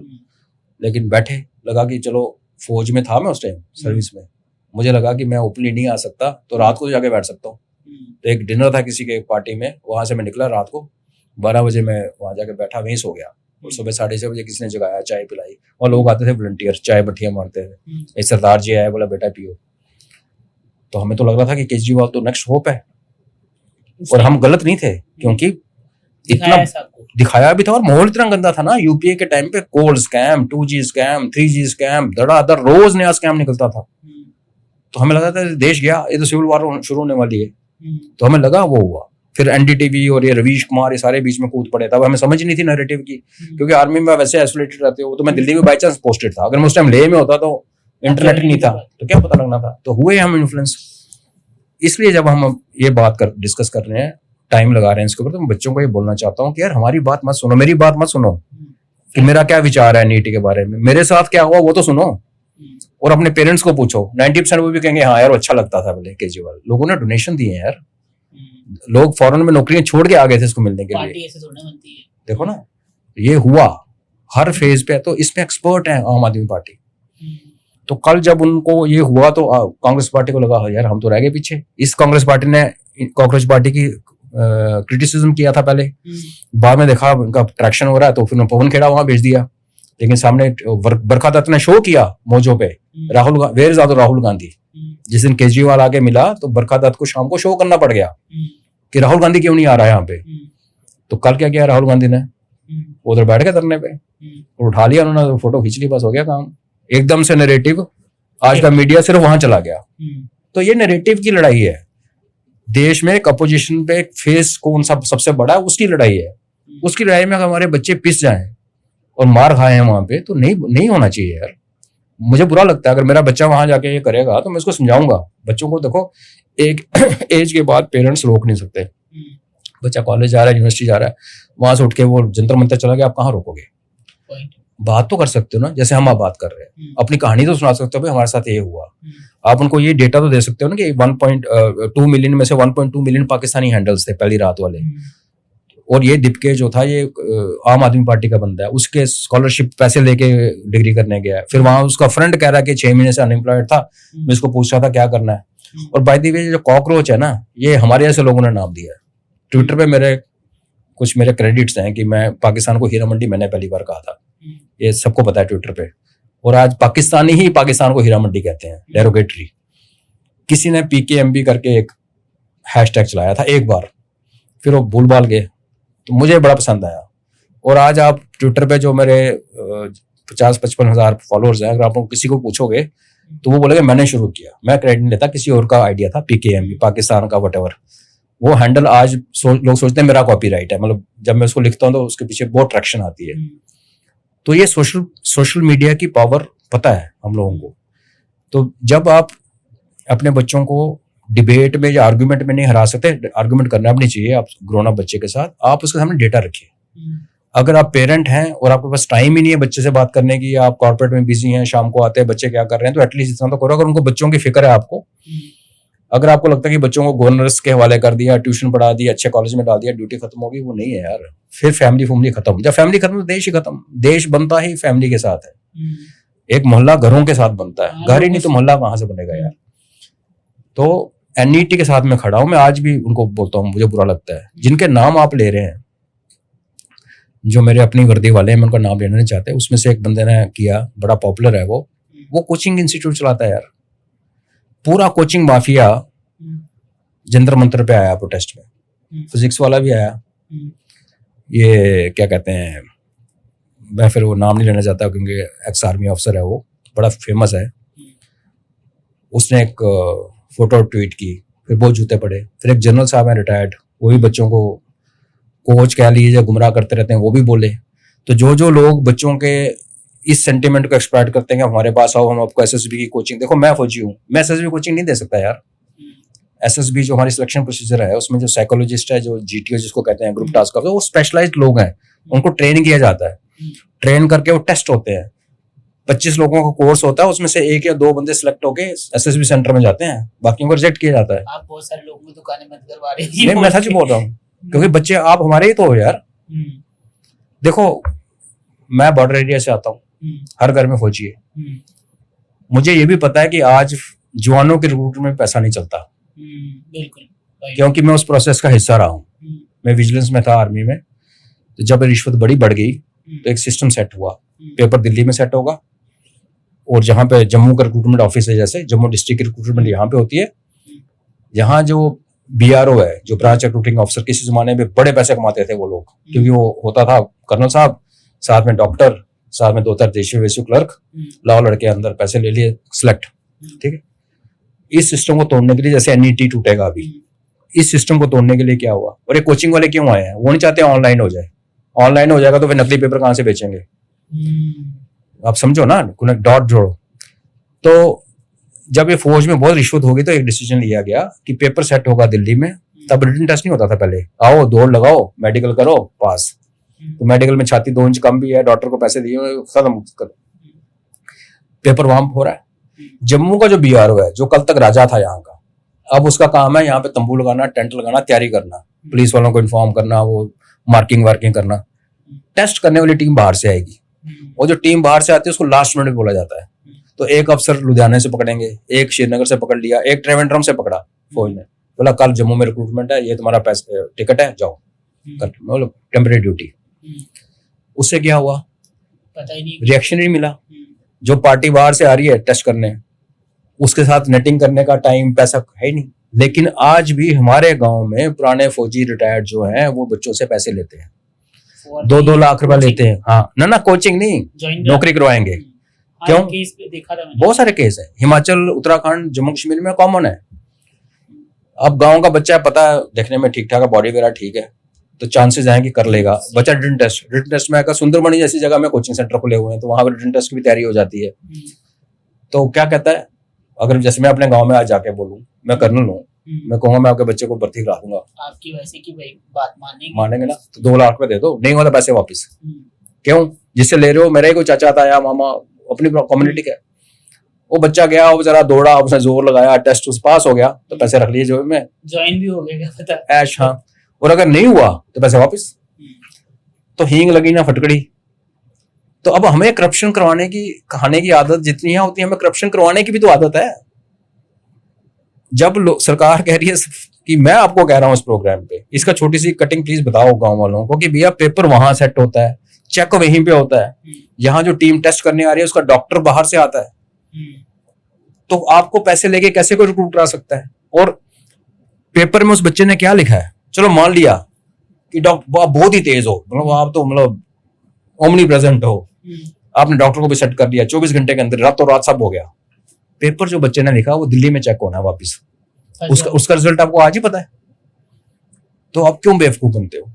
मेरे पास बहुत सारे लोग आते हैं, जब भी गांव जाओ, मेरे अब घर वहीं पे, अभी भी मेरे मदर वहीं पे रहती हैं। अभी जैसे बरसी है फादर साहब की तो आएंगे, उसमें से कम 10 आएंगे, कर्नल साहब देखना मेरे बेटे को। मैं कहता हूँ यार कोई नहीं करा सकता इनको भर्ती, तैयारी कराओ। हाँ नहीं करवा सकता, उनको पसंद नहीं आती है स्टेटमेंट, उनको लगता है अरे बड़ा घमंडी हो गया। सच किसको पसंद ही नहीं आता। वही बंदा एक रिटायर्ड सूबेदार मेजर के पास जाएगा और बोलेगा हाँ 2 लाख रुपए हो जाएगा, कोई प्रॉब्लम नहीं होता, पैसे वापस।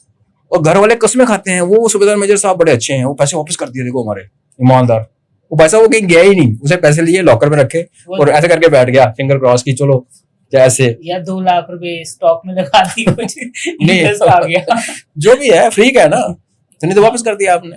10 में से 1 तो हो ही जाएगा, तो प्रॉफिट हो गया, बाकी पेंशन तो आ ही रही है आपकी, खाना जमीन। तो ये मैं कह रहा हूँ हमारी सोसाइटी का करैक्टर भी इन सब चीजों को इनकरेज करता है। अभी जंतर मंतर पे आपने देखा होगा, हमारे यहाँ की गवर्नमेंट जो है करंट, वो भी गई स्टेटहुड के लिए। मतलब आपको लगता है कि स्टेटहुड वहां जंतर मंतर पे जाके उनको मिल जाएगी? केजरीवाल इतना इफेक्टिव आंदोलनजीवी है कि उसने हमारे उमर अब्दुल्ला साहब को भी अपने मिला लिया। इंडिया का एक ही चीफ मिनिस्टर था जिसने प्रोटेस्ट किया था, केजरीवाल। सर्दियों के दिन थे, हम दिल्ली में पोस्टेड थे, तो इस शास्त्री भवन के बाहर इसको रोका गया, तो इसने हमें भी सर्दियों में वहाँ पे वैगनार होती थी नीले रंग की, उसमें सो गया। बाद में किसी ने इसको रजाई दी और आराम से पूरी रात वहाँ चौक में सोया, और इसको किसने कहा कि आप चीफ मिनिस्टर हो, आप तो अनार्की फैलाना चाहते हो। कहता मैं अनार्किस्ट हूँ, इसका स्टेटमेंट है। अच्छा, इसने कहा था एज ए चीफ मिनिस्टर। उसके बाद ममता बानो आई, उसने सुप्रीम कोर्ट में अपना केस लड़ा, बट चलो उसने प्रोटेस्ट नहीं किया। उमर साहब हमारे जहाँ रजौरी में फ्लड आ रखे हैं, लोग मर गए, 20 से ऊपर घर तबाह हो गए, वो उधर चले गए, आए वापस फिर चले गए। क्यों दिल्ली गए? उसका 2 रीजन है। एक जो लोकल पॉलिटिकल रीजन ये है कि दिल्ली में ये पिक्चर पेंट करना चाहते हैं कि जम्मू कश्मीर की पूरी पब्लिक जो है वो स्टेटहुड मांग रही है। हाँ, ये वो प्रोजेक्ट कर रहे हैं, लेकिन सच है क्या ये? नहीं है ना। जम्मू को नहीं चाहिए स्टेटहुड, कश्मीर को भी नहीं चाहिए स्टेटहुड, कश्मीरी पॉलिटिशियन को चाहिए। देखो, अगर हम स्टेट से प्यार करते हैं, महाराजा की स्टेट, उस स्टेट का जो आज जम्मू कश्मीर है वो 19% है। तो अगर मुझे स्टेट से प्यार है ना, तो मैं भारत सरकार को बोलूंगा जाओ पीएचओ को पकड़ो, एक्सचेंज वापस लो, गिलगित बल्तिस्तान वापस लेके आओ, let's make our state. Jammu Kashmir princely state जब 47 में भारत से जुड़ी, सबसे बड़ी स्टेट थी जियोग्राफिकली और पॉपुलेशन वाइज हैदराबाद। तो अगर मुझे स्टेटहुड से प्यार है कि मुझे महाराजा हरि सिंह से याद आई तो मैंने दरबार मुंह करा दिया, क्योंकि महाराजा हरि सिंह जी करवाते थे और उससे पहले भी करवाते थे, गुलाब सिंह भी करवाते थे। तो अगर मुझे इतना प्यार है तो मैं नरेंद्र मोदी के ऑफिस के बाहर बैठूंगा, कहूंगा चलो फौज है, पीओजे में माहौल गर्म हो रखा है, चढ़ जाओ, गिलगित बल्तिस्तान सारा ले लो और स्टेट बनाओ। वो तो है ही नहीं। इनका ये है कि यहाँ जो डबल सरकार चलती है कि लॉ एंड ऑर्डर गवर्नर के पास है, आईएएस ऑफिसर की ट्रांसफर गवर्नर के पास है, जेकेएस ऑफिसर की ट्रांसफर सरकार ये वाले करते हैं, और बाकी जो लॉ एंड ऑर्डर को छोड़ के बाकी, अब लॉ एंड ऑर्डर में डीसी की अपॉइंटमेंट है, एसडीएम की अपॉइंटमेंट है, ये बड़ी इंपॉर्टेंट अपॉइंटमेंट्स होती हैं। आपको अपने उन लोगों से इलेक्शन लड़वाने हैं, आपको पता क्या क्या करते हैं डीसी, वो इनको हैंडीकैप है। और जो ओजीडब्ल्यू नेटवर्क जो डेवलप हुआ है कश्मीर में इलेक्शंस के बाद, और जम्मू में नहीं हुआ लेकिन रजौरी पुंछ में हुआ है, उसमें लोकल पुलिस का बड़ा रोल होता है। तो लॉ एंड ऑर्डर और पुलिस आप दिल्ली के अंडर तो है, लेकिन जो एसएचओ वहां बैठा, जो मुंशी बैठा थाने का ना, वो इसी पुलिस का है, लोकल, उसका घर भी इधर ही है, बच्चे भी इधर हैं, उसको लोकल प्रेशर है। तो ये चाहते हैं कि सारा ही कंट्रोल अपने पास आ जाए। फिर किस ओजीडब्ल्यू को जेल से छुड़ाना है, थाने से छुड़ाना है, जैसे किसी ने अरेस्ट किया, फोन करना है और छोड़ दो। आज ये पॉसिबिलिटी, अगला बोला मैं नहीं छोड़ता एसपी, अगर एसपी तगड़ा है, वो तगड़े एसपी हैं यहाँ पे, आईपीएस ऑफिसर्स हैं, कहीं नहीं मानते, इनको वो तकलीफ है। तो इनको 19% जो बची हुई स्टेट है, स्टेट से प्यार नहीं है, उसमें जो बचा खुचा रिसोर्सेज है ना, जहाँ पे ये अपना धंधा चला सकते हैं, इनको वो वापस चाहिए। ये है लोकल इशू, और जिसमें हम जैसे लोग और जम्मू सपोर्ट नहीं करता, क्योंकि इनकी दादागिरी बढ़ी जाएगी। ऑलरेडी हम दुखी हैं, हमें तो एलजी साहब की प्रोटेक्शन ज्यादा लग नहीं रही, पर चलो थोड़ा सा तो है, लगता है कि हाँ यार, मनकोटिया साहब जो परसों बोल रहे थे, इसलिए बोल रहे थे कि वहां पे कोई है सुनने वाला। 100% आप इनको एडमिनिस्ट्रेशन दे दोगे सारी की सारी, उसके बाद जो हाल होगा आप देख सकते हैं। रजौरी में फ्लड आ रखे हैं, सीएम साहब वापस आए फिर चले गए। डिप्टी सीएम साहब कौन कहाँ से हैं? लंदन से हैं, उधर से ही है ना। उनका रजौरी में बैठना और फिर वीडियो हो, एक फोन, हाँ जी क्या हो गया, फ्लड आ गई है वो, और स्पीकर ऑन कर रखा, कान से लगा रखा है। तो स्पीकर ऑन करके रिकॉर्ड कर रहा है कोई उसका, तो भी उसको ऐसे रखना फिर सामने सारे सुने, कान पे भी लगा रखा है कि मैं फोन कर रहा हूँ, स्पीकर ऑन है, दुनिया सुन रही। तो ये ड्रामे किसको सुनाते हो यार। खैर जो करेगा, मैं तो कर्मा का विश्वास, जो काम करोगे भैया, और ये जिंदगी अगर हम हिंदू हैं और सनातनी हमें पता है उन्हें बार बार यहाँ आना है, तो अगली बार कुत्ता बन के यहाँ गली में मरने से अच्छा है कि हम अगली बार ना ही आए, जहाँ फिर चिड़िया विड़िया बन के खत्म हो जाए, मैं गली में एक कुत्ता या कॉकरोच बन के आने की। दूसरा जो रीजन है वो जियोपॉलिटिकल है, और जियोपॉलिटिकल रीजन ये है कि पीओजे के में आग लगी हुई है। आपको पता है जो हो रहा है रावलाकोट, बागर और इसमें मुजफ्फराबाद में। इंटरनेशनल लेवल की जो आंखें हैं, इंटरनेशनल जो मीडिया है या डीप स्टेट है, उनको जो विजिबिलिटी मिलती है दिल्ली में वो जम्मू में नहीं मिलेगी। आप दिल्ली में जाके ये बोलना चाहते हो कि जम्मू कश्मीर जो हमारा जम्मू कश्मीर है, जैसे पीओजे के में लोग नाराज हैं पाकिस्तान के साथ, जम्मू कश्मीर के लोग भी नाराज हैं दिल्ली के साथ, है नाराज। नैरेटिव है ना। फिर वही बात है कि आप समझ रहे हो कि नाराज नहीं है। कश्मीर वाले बोलते हैं कि जम्मू में इसलिए नहीं क्योंकि जम्मू में सारे लीडर बीजेपी के हैं, तो वो काहे नाराज होंगे। नहीं तो अपना डिप्टी सीएम और एक मिनिस्टर भी तो आपने जम्मू का लिया हुआ है ना, जिसने यहाँ पर रैली भी करवाई जाने से पहले कि स्टेटहुड चाहिए, बंदे इकट्ठे करके, क्योंकि सरकार आपकी है, बंदे इकट्ठे करो, ट्रांसपोर्ट गाड़ी एक जलसा कर लो और महाराजा हरि सिंह को आप उल्टा पुल्टा बोलो। ये तो आप ये दिखाता है ना कि कैसे हमारा डिप्टी सीएम, हमारा मिनिस्टर और हमारे यहाँ लोकल सारे एमएलए बीजेपी के थोड़ी, यहाँ पे 29 ही तो हैं। तो आपने जो इतने पावरफुल बंदे यहाँ से उठाए, पावरफुल विद गुड रिकॉर्ड, उन्होंने ये किया कि हरि सिंह और रियासी के एक बेवकूफ को बुला के वहाँ महाराजा हरि सिंह की बेइज्जती करवाई, हरि सिंह पार्क के अंदर जब इनकी रैली हुई। तो आप ये पिक्चर पेंट करना चाहते हो कि जम्मू कश्मीर का पूरा अवाम जो है वो दिल्ली से दुखी है, वैसे ही जैसे पीओजे के का अवाम पाकिस्तान से दुखी है। कोई है कंपैरिजन? नहीं है ना। लेकिन जब इंटरनेशनल सर्कल्स में वो लोग बैठे हुए हैं जो आपसे ये करवाना चाहते हैं, जिनको ये आइडिया सर्व होता है, क्योंकि कल को वो ये उठ के बोलेंगे यूएन में कि इधर भी आग लगी है, इधर भी आग लगी है, तो इस पूरे जम्मू कश्मीर को आजाद होना चाहिए। ये भी तो वॉइसेस हैं। ये जेएनयू जंतर मंतर से भी आवाज आई थी कश्मीर, अरुणिति राय ने क्या बोला है, अरुणादित्य राय ने, Kashmir was never and will never be part of India. ये लोग हैं जंतर मंतर पे आते हैं। तो मैं तभी पूछता हूँ ना, आप जब स्टूडेंट हो, मैं उन स्टूडेंट्स को नमन करता हूँ जिन्होंने दीपिका के पहले दिन आते हैं जंतर मंतर में जो आया था और बोल रहा मेरे को गर्मी बर्दाश्त नहीं हो रही और मेरे को भूख लग रही है और मैं माइग्रेन हो गया, उस दिन काफी सारे बच्चे वहां से चले गए थे जिन्होंने पहले दिन सेंस कर लिया कि भाई ये जो प्रोटेस्ट है ये एनईटी फैनिटी कुछ नहीं है, ये प्रोटेस्ट किसी और लेवल का है और इसके पीछे कुछ और वो है। अपनी आंखों से उनको यकीन हुआ। तो मेरे को नमन है उनको और उनके पेरेंट्स को जिन्होंने अपने बच्चों को इतनी अक्ल दी, और जिनके बच्चे पिटाई खा रहे हैं आज, उनके बारे में मैं कुछ नहीं कहना चाहता। अगर आपके साथ में लोग खड़े हैं, एक महिला पत्रकार पे हाथ डाला परसों, और वहां जो जितने विजिटर आपके पास आए 60, 70, 80 साल के नीचे कोई था नहीं बोलने वाला, और जो पत्थरबाजी कर रहे हैं, और जो जिसको सीबीएसई की फुल फॉर्म नहीं पता, जिसको यूजीसी की फुल फॉर्म नहीं पता, जिसको एनईटी की फुल फॉर्म, आपके आसपास जब ये बातें हो रही हैं तो आपको कुछ समझ नहीं आ रहा। जस्ट बिकॉज इंस्टाग्राम को फ्लड कर दिया गया। इंस्टाग्राम, आप होंगे इंस्टाग्राम पे, हर रील ही उसके ऊपर आ रही है। कितना पैसा उस पर लगा है।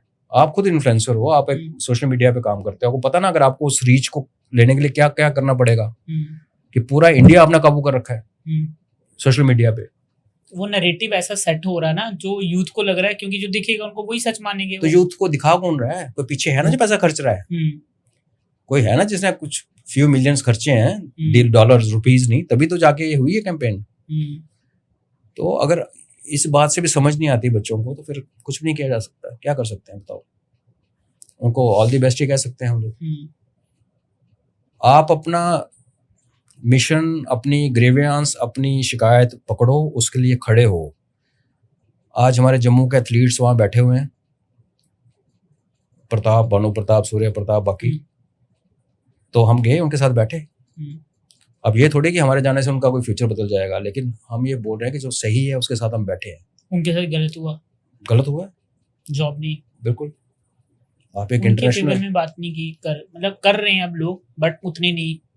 युवा राजपूत सभा बैठी है, हंगर स्ट्राइक, फिर हम लोग भी वहां बैठे उस दिन जाके, ये चलता रहेगा, हम फिर बैठेंगे। आपको लगता है ये सुनेंगे इनके बारे में जिन्होंने इतना देश के लिए मेडल जीते या वो किया, जैसे भानु प्रताप सिंह या कोई भी जो और हैं जिनको नहीं जॉब मिली है वो आ रहे हैं, बट फिर भी उनका इतना कौन सुनेगा, क्योंकि वो तो बिजी हैं, जिन्होंने जॉब देनी हो तो मैं आपको एक छोटी सी कहानी प्रोटेस्ट कर सुनाता रहे हूँ।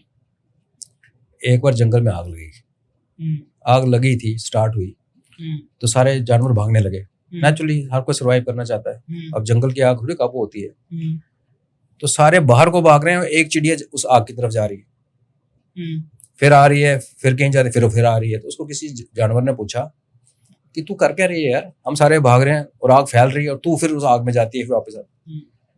कहती मैं चोंच में पानी भर के आती हूँ और उस आग में डालती हूँ। तो उसने हंसा, बोला तेरे चोंच के एक बूंद से जंगल की आग रुकेगी?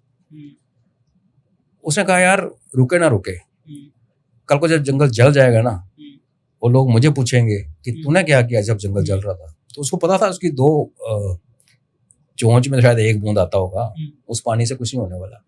आपका इनर सेल्फ आपको बोलता है कि आप गलती कर रहे हो या आप सही कर रहे हो। तो आपका कर्मा आपके हाथ में है, आपने जो काम करना है वो आपके हाथ में है। दूसरी पार्टी उसको सुनेगी नहीं सुनेगी, रिएक्ट करेगी नहीं। जस्ट बिकॉज अगर हम ये बोलें कि ये सरकार जिसने इतना नाइंसाफी की एथलीट्स के साथ, वो उनकी बात नहीं सुनेगी, तो इसके लिए हम चुप करके बैठ जाएं, तो वही बात है। अब 2-2.5 घंटे मरने से पहले जब पूरी जिंदगी की रील हमारी आंखों के सामने घूमेगी, तो फिर क्या जवाब देंगे अपने आप को? तो हम अपना काम करेंगे। सरकार ही सुनेगी तो सरकार को सुनाएंगे। जम्मू ने सुनाया है, और मैं इसके बारे में बिल्कुल कोई अपने वर्ड्स मिन्स नहीं करता कि आज पीसफुली स्टार्ट हुआ है। 2 साल के बाद वो पीस कहाँ जाएगा उसकी गारंटी किसी के पास नहीं है, और हम नहीं चाहते कि ऐसा हो। पर जिस दिन यहाँ पे हम उठ गए, जम्मू खड़ा हो गया, तो फिर हम देखते हैं कि फिर कौन क्या करता है। हम नहीं चाहते हम वो स्टेज आए। हमें विश्वास है आज डेमोक्रेसी में, डेमोक्रेसी चल रही है ना देश में। ऐसा थोड़ी एक नहीं सुनेगा तो दूसरा सुनेगा। ये भी हमें बताया गया कि दिल्ली की जो गवर्नमेंट है वो इंटरेस्टेड नहीं है जम्मू को अलग करने में, इसलिए यहाँ की बीजेपी वालों को बोलने। तो परमानेंट तो कोई नहीं है ना नरेंद्र। ऐसा तो नहीं है कि ये जो लोग आज गवर्नमेंट को कंट्रोल कर रहे हैं वो सदा ही रहेंगे। कोई और भी तो आएगा कल, वक्त बदलता है, वक्त बदलेगा ना। तो हम नहीं होंगे, हमारे आगे कोई और होगा, वो तब भी आवाज उठाएगा। दिल्ली में उस टाइम कौन होगा, उस आवाज को सुनेगा। नेचुरल जस्टिस को आप डिले कर सकते हो, आप डिनाई नहीं कर सकते। नेचुरल जस्टिस और कोर्ट की जस्टिस में ये फर्क है। कोर्ट की जस्टिस को डिले भी करते हैं और डिनाई भी करते हैं। रेपिस्ट को बेल इसलिए दी जाती है कि वो नमाज पढ़ता है 4 बार, वो उसका फ्यूचर है। तो उसने 4 साल की लड़की को रेप करके मार दिया, बेल दे दो उसको, क्योंकि इसका फ्यूचर है, बहुत यंग है। नेचर ये नहीं देखती, और नेचर जब डंडा भी चलाती है ना, तब ये भी नहीं देखती कि इस मोहल्ले में 10 बंदे में से 8 जो थे वो जुल्म कर रहे थे और 2 अच्छे थे, वो 10 के 10 मारे जाते। तो ऐसे ही है। अच्छा, आपको ऐसा नहीं लगता कि मतलब ज्यादातर जो हमारे पॉलिटिशियंस हैं वो जो अपना नैरेटिव चलाते हैं वो रिलीजन बेस्ड चलाते हैं, हिंदू मुस्लिम करके लोगों को डिवाइड करते हैं? क्या होता है कि वो हमारे पॉलिटिक्स का एक पार्ट है। फॉर वोट्स वो एक पार्ट है। आपको नहीं लगता कि बहुत ज्यादा सब्सिडीज दी जा रही हैं लोगों को? ऑब्वियसली दी जा रही है। क्या होता है कि जब एक सिस्टम शुरू हो जाता ना पॉलिटिक्स में, और वो जिसको कहते हैं वो रोल आउट होना शुरू होता है और उसको ट्रैक्शन मिलती है, तो दूसरे बंदे जो नहीं भी चाहते हैं ना वो उसमें फंस जाते हैं। तो मुझे क्यों आपको लगता है कि मुझे पॉलिटिक्स नहीं ज्वाइन करनी है? ये कारण है। मैंने अपनी आंखों के सामने केजरीवाल वाला बुलाया हुआ सिस्टम, फ्री बीज, फ्री बिजली, फ्री पानी, फ्री फलाना, फ्री ढिमकाना, और उसके बाद ये सब्सिडी वो सब्सिडी में मैंने बीजेपी को फंसते हुए देखा है। ये बीजेपी गवर्नमेंट जो कहती थी कि नेशन फर्स्ट और ये कुछ नहीं करना, उससे पहले हमने रिजर्वेशन में इंडिया को फंसते हुए, कौन सी पॉलिटिकल पार्टी है जो मुंह खोल के बोले कि रिजर्वेशन नहीं होनी चाहिए? और सबको पता है देश का बेड़ा गर्क हो रहा है रिजर्वेशन के चक्कर में। डिजर्विंग कैंडिडेट्स को सीट नहीं मिलती, माइनस नंबर लेके आप डॉक्टर को एमडी करवा रहे हो, इसलिए नेता जो है वो ट्रीटमेंट कराने बाहर जाते हैं, उनको पता है ये हमने पैदा किए हैं। तो ये सिमिलरली रिलीजन की बात आप कह रहे हो, फैक्ट है, लेकिन ये शुरू किसने किया? ये शुरू किया इंदिरा गांधी ने। इंदिरा गांधी आप देखेंगे तो वो माला वाला पहन के धीरेन्द्र ब्रह्मचारी की शिष्या होती थी, कट्टर हिंदू थी वो। लेकिन जब उसको झटका लगा इमरजेंसी के बाद, गई जेल में, और उसके ऊपर जीवनी पढ़ेंगे आप, तो एक टाइम आया कि उसको अपने कुक को पैसे देने के लिए पैसे नहीं थे। एक्चुअली इंदिरा गांधी ईमानदार थी बहुत, जेल जाने से पहले गलत पॉलिसीज हुई, संजय गांधी ने किया, वो सब हुआ, पावर मिस यूज की, जहाज में बर्थडे किया, लेकिन पैसे नहीं खाती थी। और उसके बाद उसने उस बायोग्राफर को कन्फेस किया कि यार ये तो हमारे पास कुक को पैसे देने के लिए पैसे नहीं है।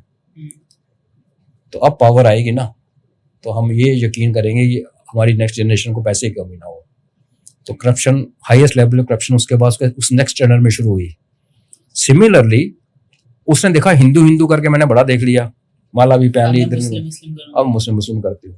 तो एक मुस्लिम वोट बैंक की क्रिएशन इंदिरा गांधी ने की, अब वो पूरा उसी साइड है, उसमें हो गया। तो अभी वो फिर चल पड़ा। डेमोक्रेसी की तो प्रॉब्लम है, एक ग्रुप ने उधर शुरू किया, दूसरे ने उसका काउंटर मारना शुरू कर दिया। और फैक्ट ये है कि बीजेपी और कांग्रेस में फर्क ये है कि उसने मुस्लिम वोट बैंक बनाने की कोशिश की, बीजेपी ने हिंदू वोट बैंक बनाया।